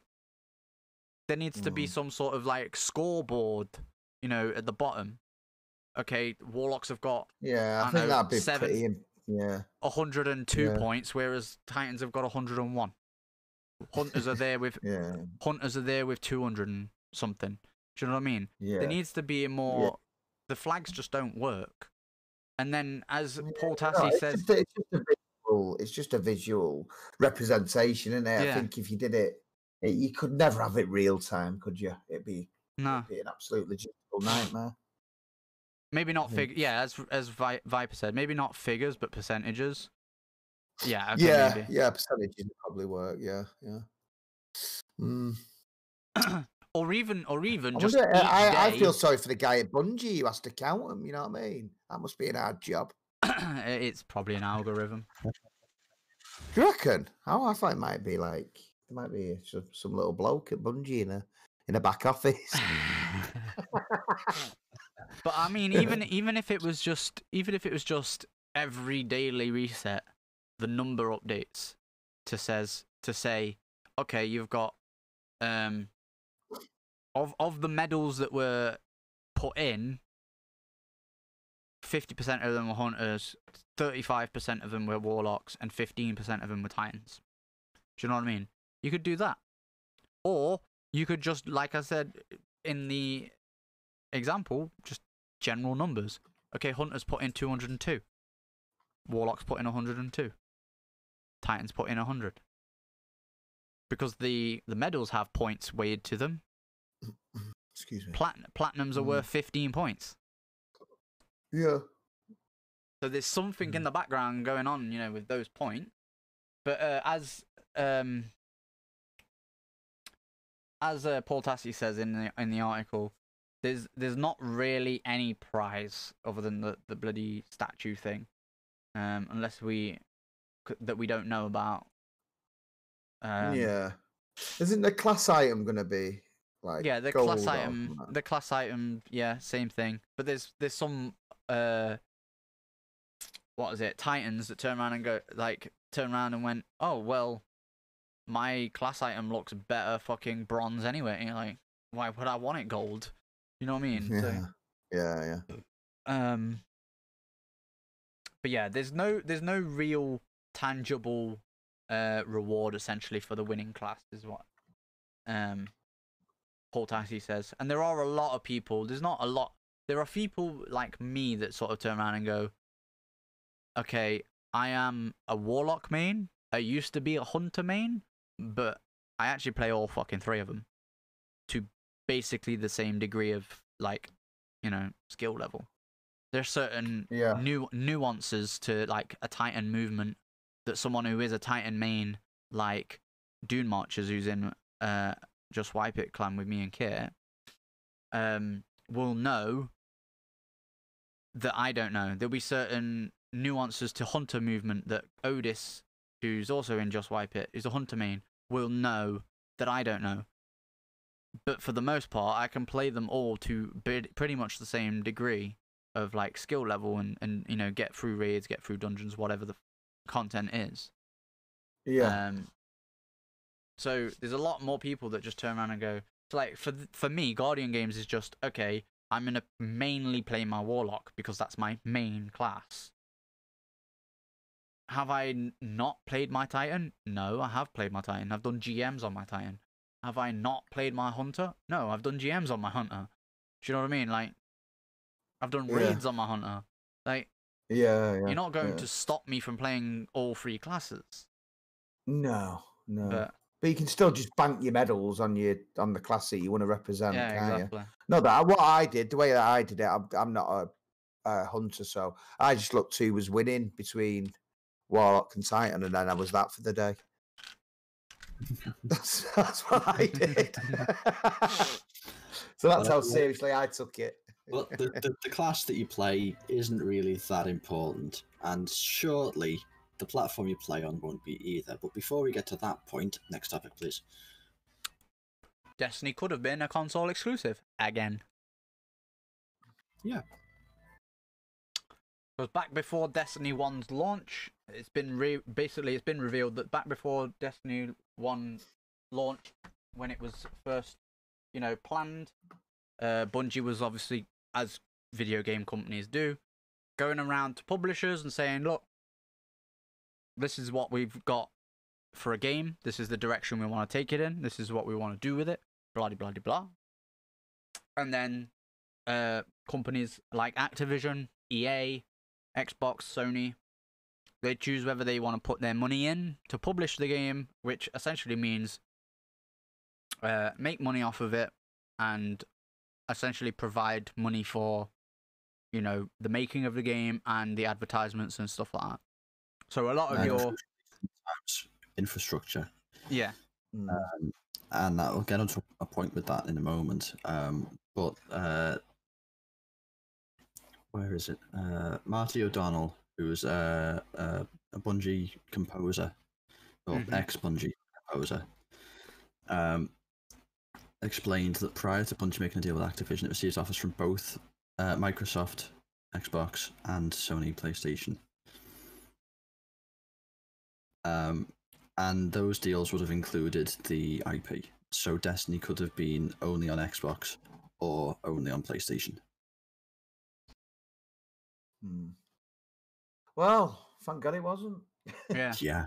Which is probably where probably would have been a good game, because, like you say, the infrastructure and the backing that they would have had would have been really good. But it wouldn't have lasted. There's no way. It wouldn't still be around now. I think the thing is as well that Sony and Microsoft, being, you know, console owners as well, they wanted sort of what Microsoft had with Bungie and Halo, in that they owned the game. And then it says it here. Ultimately, they decided to partner with Activision instead, because Activision's offer would allow Bungie to own the Destiny IP entirely. So they own Destiny, not Activision. Activision put all like the money in and all that into it, but Bungie make it, and you know, give it them to distribute, sort of thing. Whereas, so it says this part of the contract was non-negotiable. So essentially, Bungie turned around and went, "We don't want to be like we were with Microsoft and Halo. We don't want to be stuck under an umbrella. We want to be our own studio, but you publish it for us." Yeah. Which Ultimate is obviously what we ended up with. Yeah. I think if it had have been, I think two things. These talks was probably where Sony then turned around and went, "Okay, well, if you don't want us to, you know, publish the game, we want timed exclusivity to content," because they had that with Destiny 1 on PlayStation. Yeah. And then also, if it had have gone, you know, just Sony, for argument's sake, like if they had gone with Sony, I think Bungie would have lost a lot of its player base with Destiny, just purely down to the fact that a lot of people like myself, and I've heard it a lot over the years of playing Destiny, you know, meeting new people, especially obviously when I was on Xbox, a lot of the people who came to play Destiny on Xbox were, "Oh, Bungie? They're the ones that made Halo. I enjoyed Halo. I'm going to go and try out this Destiny 1. Well, obviously, at the time, it was just Destiny. Yeah. Or when Taken King came out, "Oh, I'm hearing I'm hearing good things about this game that came out last year, and it's coming with a new expansion called Taken King. I think this is the right time to get in." Boom, they get into it. Yeah. Do you know what I mean? Like, so I think if they hadn't have had that, none of the Xbox players would have bought it. Nobody's going to go and buy a PlayStation to buy the game. Do you know what I mean? No. If people, I mean, you have got some crazy Halo fans, haven't you? But I think you might have got a few, but it must have been a slow news day for him to come up with this bloody story, must it? You know what I mean? Yeah. Like, from how many years ago was that? 7 years ago or something? Yeah, there's been an ongoing thing with Marty O'Donnell, though. They're bloody mental, aren't they, these sites? Yeah. What they dig up. If I would have been editor me, and I would have thought, we'll get out at the bottom of the page. Yeah. They could definitely put out this article now was because they just had the interview with the guy. Yeah, right. Oh, with the composer. Yeah, because he was treated pretty badly. By Bungie. He was under like an NDA type thing. That's it. Yeah, shut Grandad. But things that we couldn't talk about, but now can. Yeah. Not necessarily because we were under NDA, but for fear of spoilers and things. Yeah. Oh, have you opened one of those? Okay. Yeah, I've got VOG first. And do you still have? I don't know. Do you have the screenshot to hand that I sent you? Doesn't really matter. No. We can just explain it. Basically, this line in the doc. I wrote give me a out sec. basically. I can get it up. You can get it up. Carry on. I wrote out Vault of Glass with an exclamation point, and every letter was a link to an article on it from a different site. Oh, right. Interesting. You could have had about if you would have made bloody Trep shut up for once, you could have had about 20 minutes on this subject. You know what I mean? You've gone to all this effort doing Vault of Glass and a link for each letter. No, right. It was to prove this point though, right? In that it's content we've had before, but there is a lot of interest in it. Yeah, there is. When It's one of the four. Everyone jumped at it. I don't know where it is, but I've got the. It's to quote like to people quote still to talk quote about that. to quote Quit. Something hidden in there, don't they? And there's another secret hidden in there. Probably. Bloody Duddit still goes on about that. To quote what Kit actually put, he literally, as he said, put Vault of Glass with an exclamation mark, and each one was a different link to a different site. And then in brackets, he leaves little like notes, either a good segue that we could use, or to read it exactly word for word. He says, "Yes, those are all different sites, and no, you do not need to open them all." Juicer is Kit, isn't he? He's Very. In private, though. In private. Private. Just that was meant to. I'll give you your props. Don't worry about that. Don't let bloody Trep take all the. Oh no, I'm always saying he's. I'm pretty much the face and the voice. He's bloody everything else. We can't bloody see you. I mean, it's on my channel. There you go. All right. Okay. Anyway, right. There's not an awful lot to go on based on these articles. You know, it's literally we all know Vault of Glass is coming, right? Yeah. So I've moved on. So we'll just cover the new season. So obviously we've got season of Splicer. It was ruined for me. It did turn out to be true. Obviously I said this last week. If it turned out to be true, I wouldn't be too hyped. And guess what? I watched the trailer, and as I said earlier on in the week, there was nothing there personally that made me go, "Ooh, wow! Give it me now! Give it me now!" Yeah. Yeah. It was all more so like what actually went through my mindset was, oh, I've just had the new season of Apex. Can you push it back a couple weeks so I've got more time for Apex? Do you know what I mean? That's what actually went through my mind. And I turned around in our like clan Discord. I turned around and went, "Someone help me! I'm not as hyped for the new Destiny season as I was the Apex season."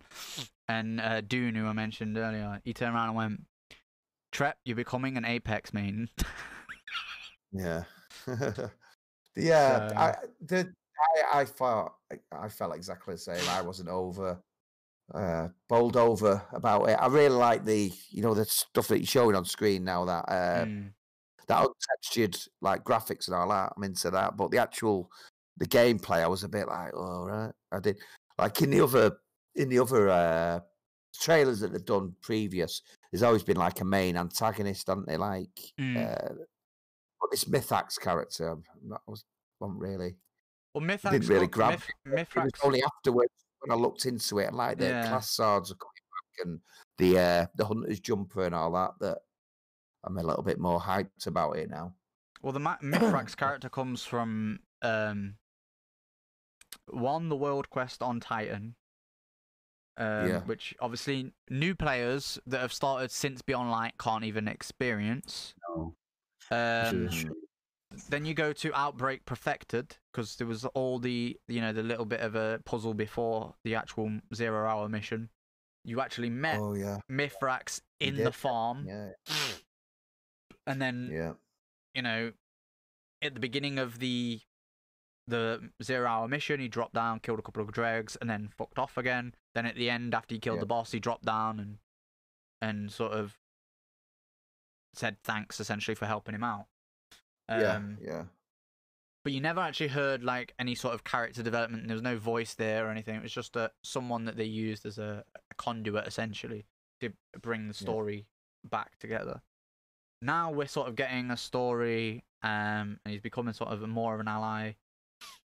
But at the same time, like you said, even though we had a feeling and an inkling into the season of the Chosen, we kind of knew from the story elements the Cabal were decimated. Keitel wanted us to join her. She tried to force us to join her. We're gonna fight with her, and then eventually we're gonna come to some sort of mutual agreement where we don't fight for her, we fight with her. And then it's the same with like, so we knew there was going to be an antagonist to focus on for the season, and then later on in the season it's, oh, okay, she's an ally now. We've turned an enemy into a friend. Yeah. This guy Mithrax, for those who know the story, know he's already an ally. So the Vex have plunged the city into darkness. Okay, this is gonna there's an if I remember right, there's an introductory mission on the roadmap. Yeah, that's the other thing. What you said about it needs to be. So it was mainly about Crow, wasn't it? Crow was the interesting part. Like, yeah. Well, it'd be good to see how it pans out. But I've never been a big story guy. I enjoyed it. Like I never. Some people I know, names, they skip past all the story bits, and all the dialogue. Like literally, just skip past it. All I do, listen to it. Yeah. Intro mission, armor synthesis, the endless night begins. I'm telling you now, for what they're essentially implying has happened with the Vex taking over the city and turning it into an endless night, or putting us all into a simulation or whatever. Yeah. That needs to be a fucking damn good intro mission. Yeah. I'm not talking Season of the Hunt beginning, because that was pretty good. It needs to be even better than that, in my opinion. Yeah, Season of the Hunt was good. Yeah. So August the 24th, is that a normal season now? Are they extending it? Because Witch Queen's been delayed. Or are we just gonna have a long ass season? I think we might sort of had a little discussion with this before. Yeah, it is slightly extended, this one. Is it? Right, May into June is 1 month. June into July is 2 months. July into August would be 3. But it's only extended by like a week. Right. See, I think we were talking about this before, weren't we, Trav? Is that like this is extended by a week, as you say, or around a week, right? If the one after this is also extended similarly, like given how much they've delayed Witch Queen by, it wouldn't be unusual for there to be a season that wouldn't normally have dropped alongside it to be without it. And for some of that storyline to sort of be swapped around with another seasonal content. Because obviously rather than tied in with the new content. Yeah, so the example I gave was Beyond Light, supposed to come out in September. They delayed it 2 months, and we just had an extended season for 2 months. And then obviously it came with Season of the Hunt. Season of the Hunt's actual seasonal content was delayed a week. Because we got it the week before the raid, or 2 weeks before the raid, whichever one it was. But then at the beginning of November, we got Beyond Light. So you think about it, they're already off schedule. Now they could elongate the seasons kinda, and end up that whenever the season that Witch Queen does come out is just basically, rather than it releasing in September, it's released in what would have been the December season. September, October, November. Yeah, the December season start. Yeah, but that season isn't in December. It's in January or February. With the fact that this is, August 24th, season after this, season 15, will be August 24th to what, like September, October, November 24th to maybe 30th, depending on what, they decide to sort of extend it by. So, even if Witch Queen was on time, it would have been after they released Beyond Light. It wouldn't have been the beginning of November like Beyond Light was. It'd be the end of November. So I think they're going to put another season in, obviously, because it's been delayed till 2022. And put a season in from November until, like, February. And then that's when we'll see Witch Queen and whatever season they bring there. So we'll have season 16, as Kit said, that should have been with Witch Queen, won't have Witch Queen. There'll be some story elements there, kind of like Arrivals did with Beyond Light, leading into Beyond Light. I think the season 16 will lead into Witch Queen, and then next year, early in the year, February, March, we'll see Witch Queen and then whatever season it launches alongside. Yeah. So I'm glad they have extended them a little bit just to soften the blow a little bit.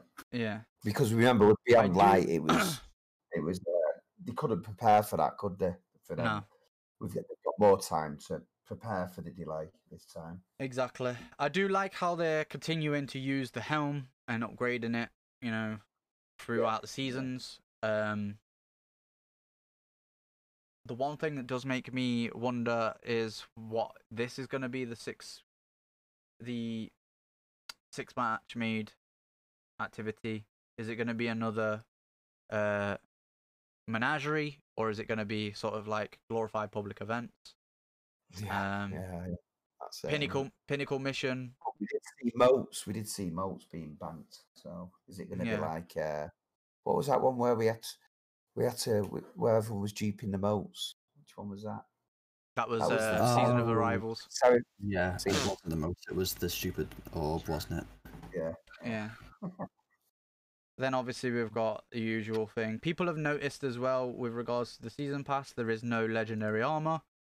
Probably because we're only getting a +10 in power level. That is mentioned in the 12 when we get to that in a sec. Oh, is it? And there is only ornaments instead. So, obviously we've covered that season. You've got the trailer. Tom Farnsworth tweeted it out, saying go and watch it. As it previews on YouTube. Then we've got the trailer here. I just opened it up for the fact that we could say, look, it is there if you want to go and watch it. Kit noticed something with regards to the numbers that are in the page. Yeah, and actually it was also used as part of the emblem puzzle as well, apparently. Oh, was it? Yeah. So yeah, obviously he tweeted that out. Trials report commented on the new boots for Titans. You're probably going to see a lot of these. I knew that as soon as I saw them that you would. And then we need to get the TWAB open because I have yet to do that. If you don't have it already, it's in the dock. I haven't got the dock open. I haven't got the dock open. I'll just refresh this. There we go. And podcast content. There we go. Alright, so spoiler warning. This is your final spoiler warning. What? Okay. Anyway, if you haven't seen the trailer or any news about our upcoming season,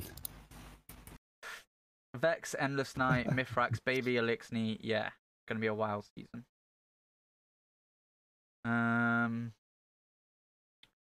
Wow, I do not like that armor, those helmets, any of them. Kind of like the helmet, It looks like the Dawn Chorus. The Warlock Yeah, kinda. exotic. Yeah. Yeah, the middle, the Oh, other the two, Titan. the Titan and the Hunter The one. It's Yeah, like yeah. Dawn Core. And then the other set, which I actually like the Warlock one a little bit better on this one, but got new Yeah. weapons. So you've just scrolled past there, and I mentioned this just before. You can keep scrolling through and looking. I'll just Yeah. read it out. But previously, you'd earn that armor by leveling your season rank and unlocking new pieces on the seasonal track. From this season on, it'll be earned from seasonal activities. Right. So Makes that'll be you'll get those armor pieces from doing the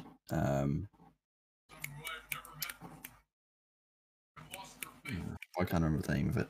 Yeah, the 6-player match made max. Activity. Override, is it? Override, something like Yeah. that. Yeah. Yeah, outside of Override, there'll be more legendary loot to claim. New quest to earn the Null Composure Fusion Rifle. So that's the one we saw in the trailer. Alright. Right. We're also joining current state of post-game rewards for Gambit, Crucible, and Vanguard Strikes. In total, there will be 12 even. Fucking hell. To earn 4 per activity. Endgame focused activity.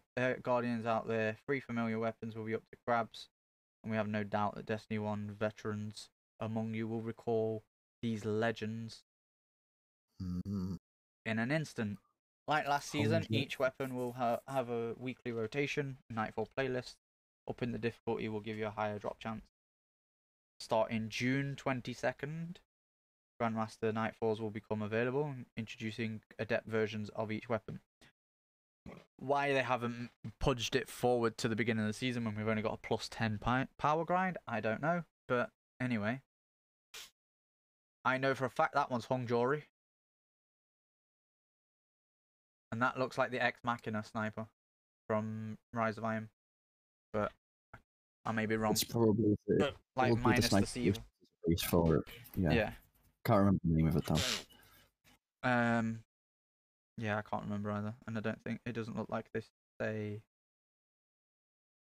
Personally, I'm amped for a new pulse rifle for the seasonal offering that can fire quick with just a little kick, so to speak. Okay, so patchwork. Colorblind support, stasis abilities. I was just going over an update that they're bringing, right? Yeah. Okay. They're fixing the Chaos Reach, penetrating walls, and damage. Yeah. Bleak Watcher aspect will now have 2 fragments. Yes! When they actually fucking fix it, because it's still. Chaos Reach, allowing it to penetrate through some thin walls or objects enough to damage and kill opponents on the other side. Yay! They're finally doing what I said they should have done from the beginning on Shatter and Squall. Reducing the radius of the freeze on cast from 12 meters to 8.5. Right. Shiver Enemy Strike squad melee. to define area as it approaches. Oh yes. So you can now actually see where you are not going to get frozen, basically. That's good. Yeah. Shiver Strike melee energy is now refunded when Glacial Quake ends, which is just essentially a quality of life thing. If you used it and it didn't refresh when Glacial Quake was active before it finished, then you would, lose your melee. Whereas now you come out of your super and it will still be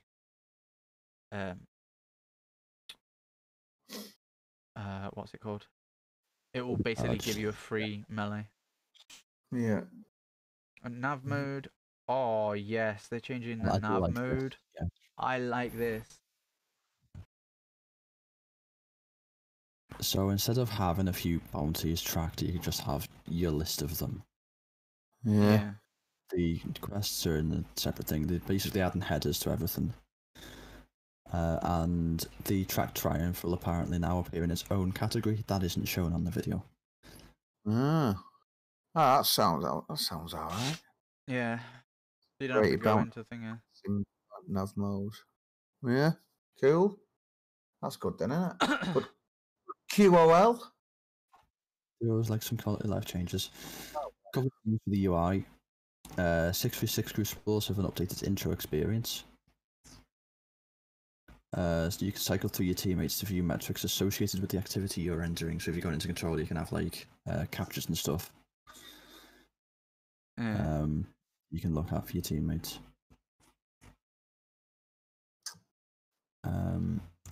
New destinations tab for legends. So that's like, I'm assuming if that's where they're putting Volta class, it'll be like where they're putting like other reprised things. So like when they bring other things back out the vault in that tab. And then they're adding another director destinations tab for the helm. So it's moved off of the tower and now has its own map. Which I assume means you'll be able to fast travel straight to the around it. Yeah. The exclusive, the seasonal additions. But yeah. Humble engrams now auto decrypt when focused via the prismatic recaster. You have to focus it and then go and open it. Yeah. Open. Makes sense. Nice. Oh, thank God. So much better. Valor, Glory, and Infamy changes. Precursor to some larger improvements planned for Season 15, introducing the Vanguard reputation, rebalancing Infamy to bring reset in line with Valor. Oh yes, that means it's not going to be 15,000 Infamy anymore. Craigasm.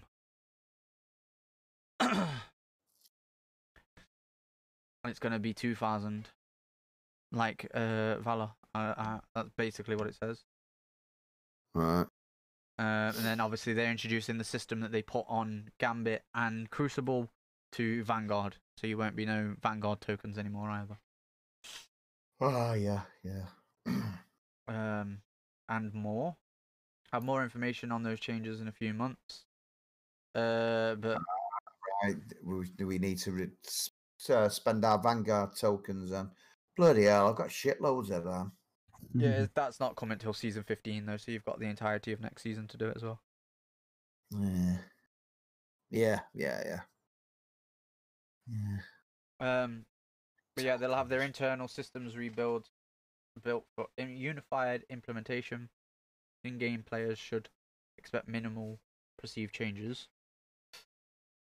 Unified tracking, reputation tracking. Before Forsaken, Glory and Valor had only major ranks, Guardian, Brave, etc. After Forsaken, they gained sub-ranks, Brave 1, 2, 3, alongside Infamy. However, all the historical tracking, lifetime ranks, and quest usage still used the original major ranks. Now the sub-ranks are referred to simply as ranks, and all usage has been converted to use them where appropriate. Lifetime values, quest targets. So how we had tracker on that's like how many ranks you've gone through. Yeah, so it's also but it's also going to be the challenge we had this season.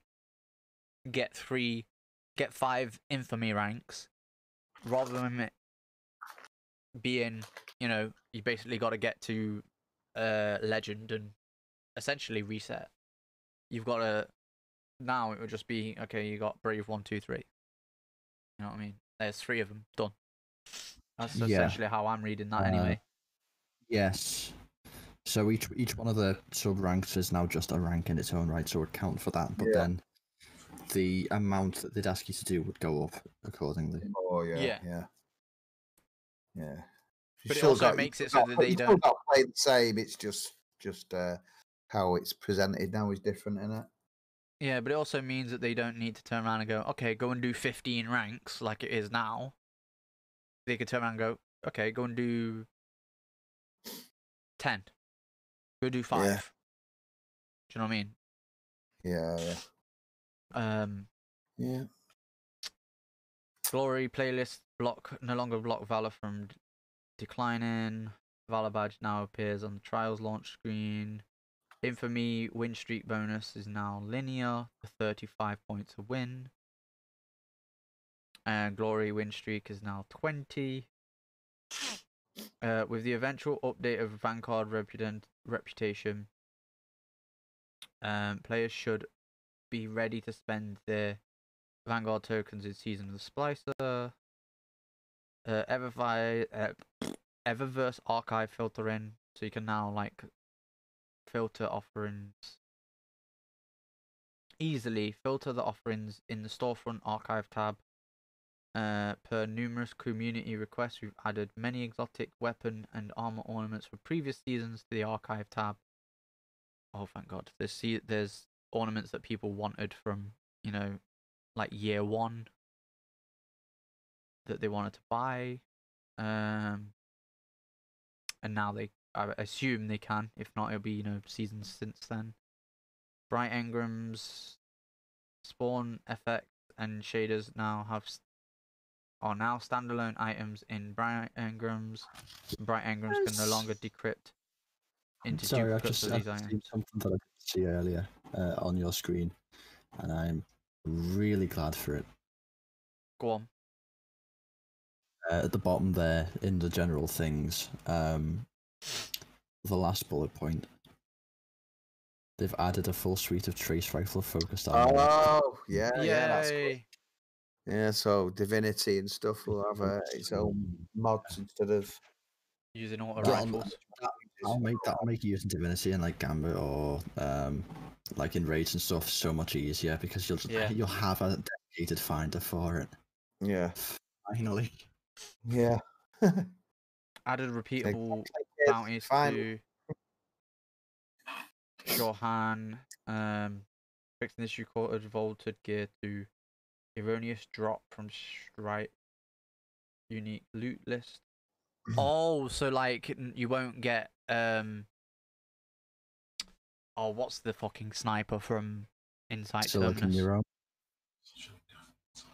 Was that a Oh yeah, and Warden's Law and stuff like that. Yeah, you won't get Warden's Law. You won't get them anymore. Yeah. Thank Legacy weapons. Because you were doing that specific strike. Although they could just turn around and go, "Oh, we reprised those weapons, and you can go and chase them again." Yeah, that'd be better than exactly. Don't remove more weapons, Bungie. Add more. You took a shit ton away with sunsetting. You've now turned around and gone, okay, we realise sunsetting's a fuck up. Let's, you know, change our stance on it. And from next season, you know, from this season, it's not going to be any more sunsetting. And guess what? All the shit we've, like Katie was on about it earlier. Like, she's got a steel feather. You know, the sniper. Repeat. Oh, the sniper. No, she's got the steel repeater, the auto rifle, but then she's also got the trophy hunter. That's the sniper I was looking at. I don't know.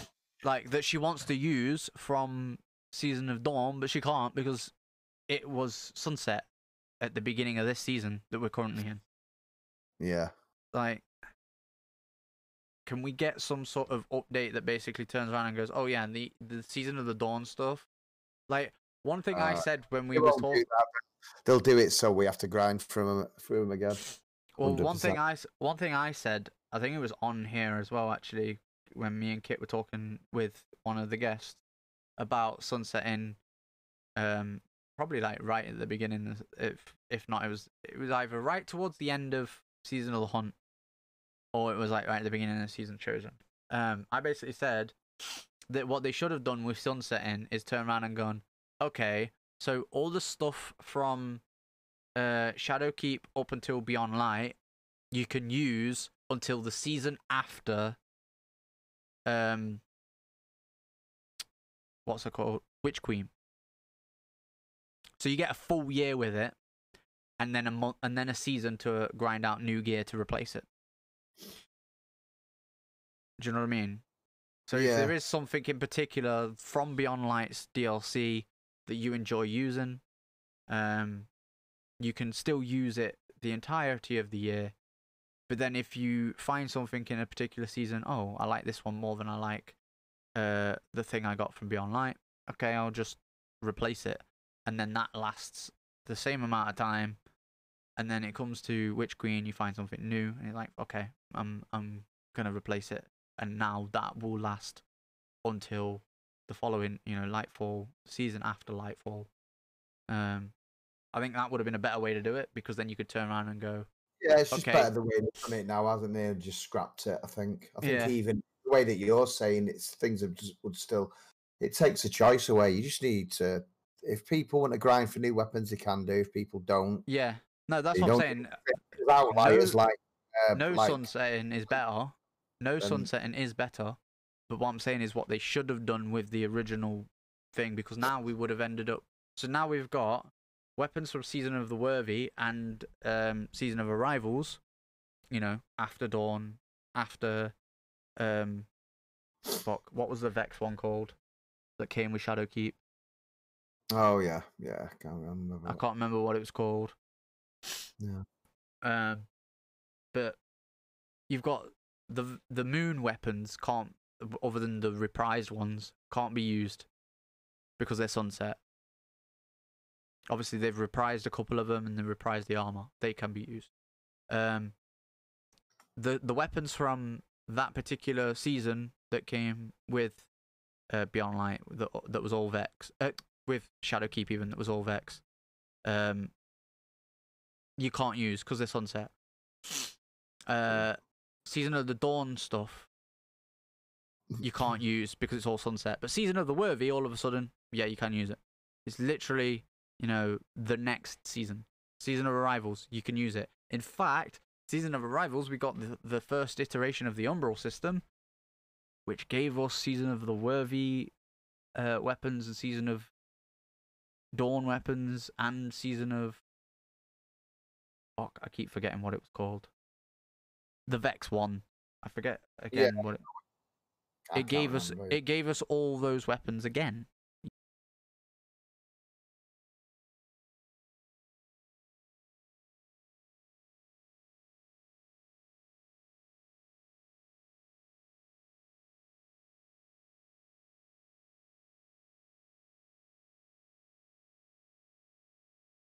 Again, like new rolls on those weapons, etc. There were certain weapons that weren't available. The Trophy Hunter was one of those weapons. The Steel Feather Repeater was another one of those weapons. They weren't available from the Umbral Engrams, but there were other, weapons that were available, like the Martyr's Retribution. I saw you using that earlier in a raid, GG. Yeah. It's like, love that. It's like you can't use that in a GM, for argument's sake. You should be able to, because it's part of the same year's content. That's what I'm saying. Yeah. I think if they're going to turn around now and say no with it, no sunsetting, they need to go, okay, right, so everything from Shadowkeep onwards is now no longer sunset. Yeah, they won't do that though, because people have deleted things and all that, so they get a load of flack for that. The only thing that they can do now is re-release them weapons, which is what they'll probably do. And that's that was the whole point of sunsetting as well, so they could reprise weapons. That's what I think anyway. It's so they could recycle content, wasn't it? Yeah, and regrind it, force us to regrind for the god rolls. Yeah, just like they. Let's look at it this way. What was one weapon that got sunset come Beyond Light that a lot of the PvP focused people used? A5 coming in with 5 months, 4 months even. It came in. It came in Season of Opulence. Anyone? Oh, Ostringer. Well, that was one of them, but I was thinking more Beloved. Oh, Beloved, yeah. Oh, and they remade. Yeah, that's what I was gonna say. What happened? It got sunset the very season it got sunset. They remade it, with a scarf. Yeah. Like, I'm sorry. And then Salvage a Salvo that we've got now for this season is just mountaintop with different perks, and it doesn't explode on impact. That is all. Oh, but wait, no, it does, because if you hit a target, because they changed that going into this season. Yeah, but they had to get rid of mountaintop out of the game. No, they did. So They did, but I'm saying that they're just ever so slightly changing weapons that they've sunset and giving them back to us. So I'm reiterating your point of recycling that's what the they have content. to do, though, isn't it? Yeah. I totally understand that. To be honest with you, I don't mean I like it, but they can't just think up new shit all the time for us. It's got to be a bit of give and take, haven't they? Yeah. This. All right. So one more thing before we go. The following won't happen in update 3.2.0. We have some news concerning the 2018 and 2019 Solstice armor glows. In the April 22nd 12 article, it was stated that the glows for these armors would not be supported by armor synthesis due to technical issues. Since the new people complained because obviously they paid for those, or they earned them. I can't remember because I honestly didn't play during those two Solstice years. But since the new 2020 ornament mechanics were well received, we were able to rework-rebuild how the 2018 and 2019 glows work to address the community's request. Our plan is to make these glows into universal ornament sets like the 2020 Solstice of Heroes universal armor ornaments. And to fix this fix will have some limitations. These ornaments will not be updated to support stasis, but will support solar, arc, and void subclasses. In addition, the ornaments will be granted for the legendary armor set from each year only. Players who acquired any subclass type glow for that year slot will receive a corresponding legendary universal ornament for all three classes. So essentially, if you got the solar set, you'll get the solar set for all three classes for 2018. And if for some reason you wanted the green set, for example, from 2019, no, that won't work. It's only the purples with the glows. We're hoping to have a fix deployed by Solstice Heroes 2021, which is at the end of next season. But we cannot yet guarantee the date. Stay tuned to Future 12s for additional information. Then we just go on to seasonal titles, letting us know you need to earn them certain things by certain days. If you want to buy them from the Bungie rewards section, these things need to be earned in-game by May 11th and claimed on the site before May 14th, because they will be essentially deleted from the Bungie rewards page. But obviously you will still have your code or whatever there to be able to order them until the actual thing is gone.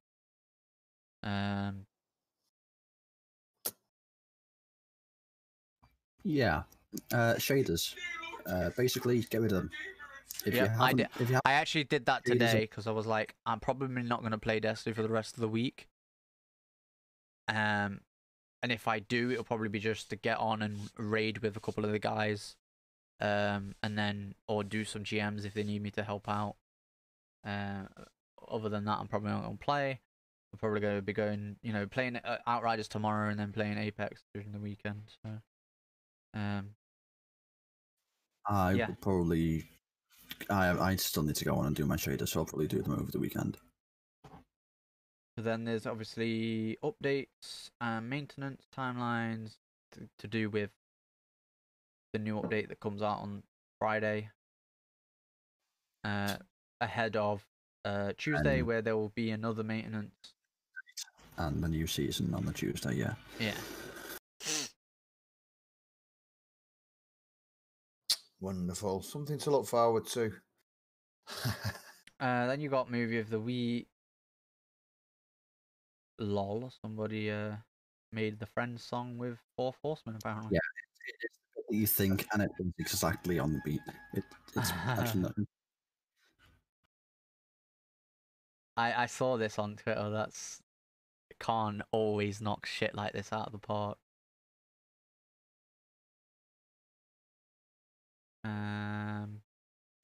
Yeah, I think we're all Start of the done week is and- the small one. yeah.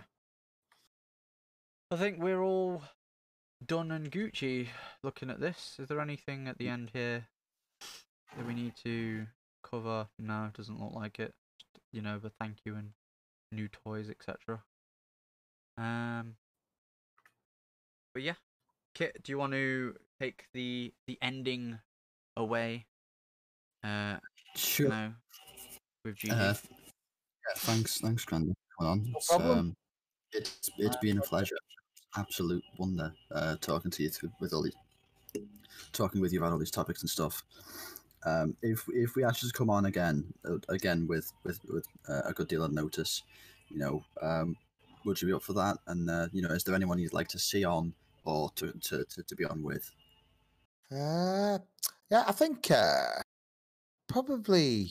I reckon a good person you could ask is Dagshoe. He's knowledgeable about the game and stuff. And he's a good talker. Who else is there? There's loads, isn't there? I'll discard you a few people who I think could be interested in coming on. There we go. Yeah. I've got a couple people on the list. Yeah, Actually wasn't one of them. Viper wants to come on. Cool. There you go, Yeah. Viper. He'll talk you to death, in. He loves it. No, thank you. It's been my pleasure. Thanks for asking me. Yeah, of course. So one of the, as Kit said, thanks very much for coming on. I very much echo that. But for those who are, you know, watching it on my YouTube channel or listening on the various platforms that Kit puts it on, Spotify and all them, where can people like find you, like Twitter, Twitch, YouTube if you've got one, you know? Yeah, Give a bit you of can find me promotion. on obviously Twitch, Grandad Gaming _. On Twitter, it is TTV Grandad Gaming _. I have got a YouTube channel, but it's not really. Basically, I just put it up so I can have my graffiti time lapses on there. So the link for that is on my Twitter. That again is TTV Grandad Gaming. So yeah. Yeah, I saw the one you did of Cade. That was awesome. Yeah. Viper just put Yeah, it. we don't talk Yeah. about that Viper. That's for paid subscribers only. That the only fans. Yeah. No, but yeah. Thank you. I've got me for me telephone interview in the morning now. Yeah. Thank you very much. Oh, we appreciate you coming on. We understand that we're a bit different, and it is kind of late for us in the UK, but we tried to make it so that it was, you know, accessible as much as possible for the US crowd as well. So yeah. I understand. Is there is there any reason you don't have cameras on? Or I just don't use mine at the minute. I actually put out a tweet earlier saying, would anybody be interested in hearing why I don't use a camera? And there's been a couple people that have sort of acknowledged it, liked it, and said, and then one of my friends, who's actually one of my mods in the chat, tweeted back at me, he's like, go for it, bro. It'll inform the people that always ask. And I'll put, it'll be similar to the vlog vids I've got on YouTube, it'd just be me talking to my phone camera, and boom, we'll go from there. Yeah. Yeah. And then I'd make it a command Yeah, in chat, so if anybody asks, you know. It's it's like it's not. I'm not saying that like you should or you shouldn't. It's just a question. Do you know what I mean? I'm just wondering why. But I think there's a lot of podcasts that don't have cameras, and there's podcasts that do have cameras in there. So yeah, it doesn't really matter. I don't think. If we obviously keep going with this, I'm quietly hoping that we do start using cameras once we get into the third year of the podcast. Yeah. Good. Well, I wish you all the best with it, and yeah, obviously, if you ever need someone again, I'm sure I'd find time in my busy calendar. Well, it might be getting busier, hopefully. Viper put in chat, never get me on cam, too much of a good thing can be a distraction. I wouldn't want to take viewers away from GG. Yes, Viper, I understand. Let me look for someone to raise. World domination, we'll have to wait. You might not even get into the third year of the podcast once you've taken over everything. Yeah, I might give you a little piece. No, that's just one of the things I always say on stream. I don't want when you go to twitch.tv, you don't have to go to /Grandad Gaming. It'll just be me on Twitch. It'll just be me. That's it. No one else. Yeah, just a bit of a laugh. Yeah. Where are we going then, Trep? Yeah. Someone I actually also met through GG.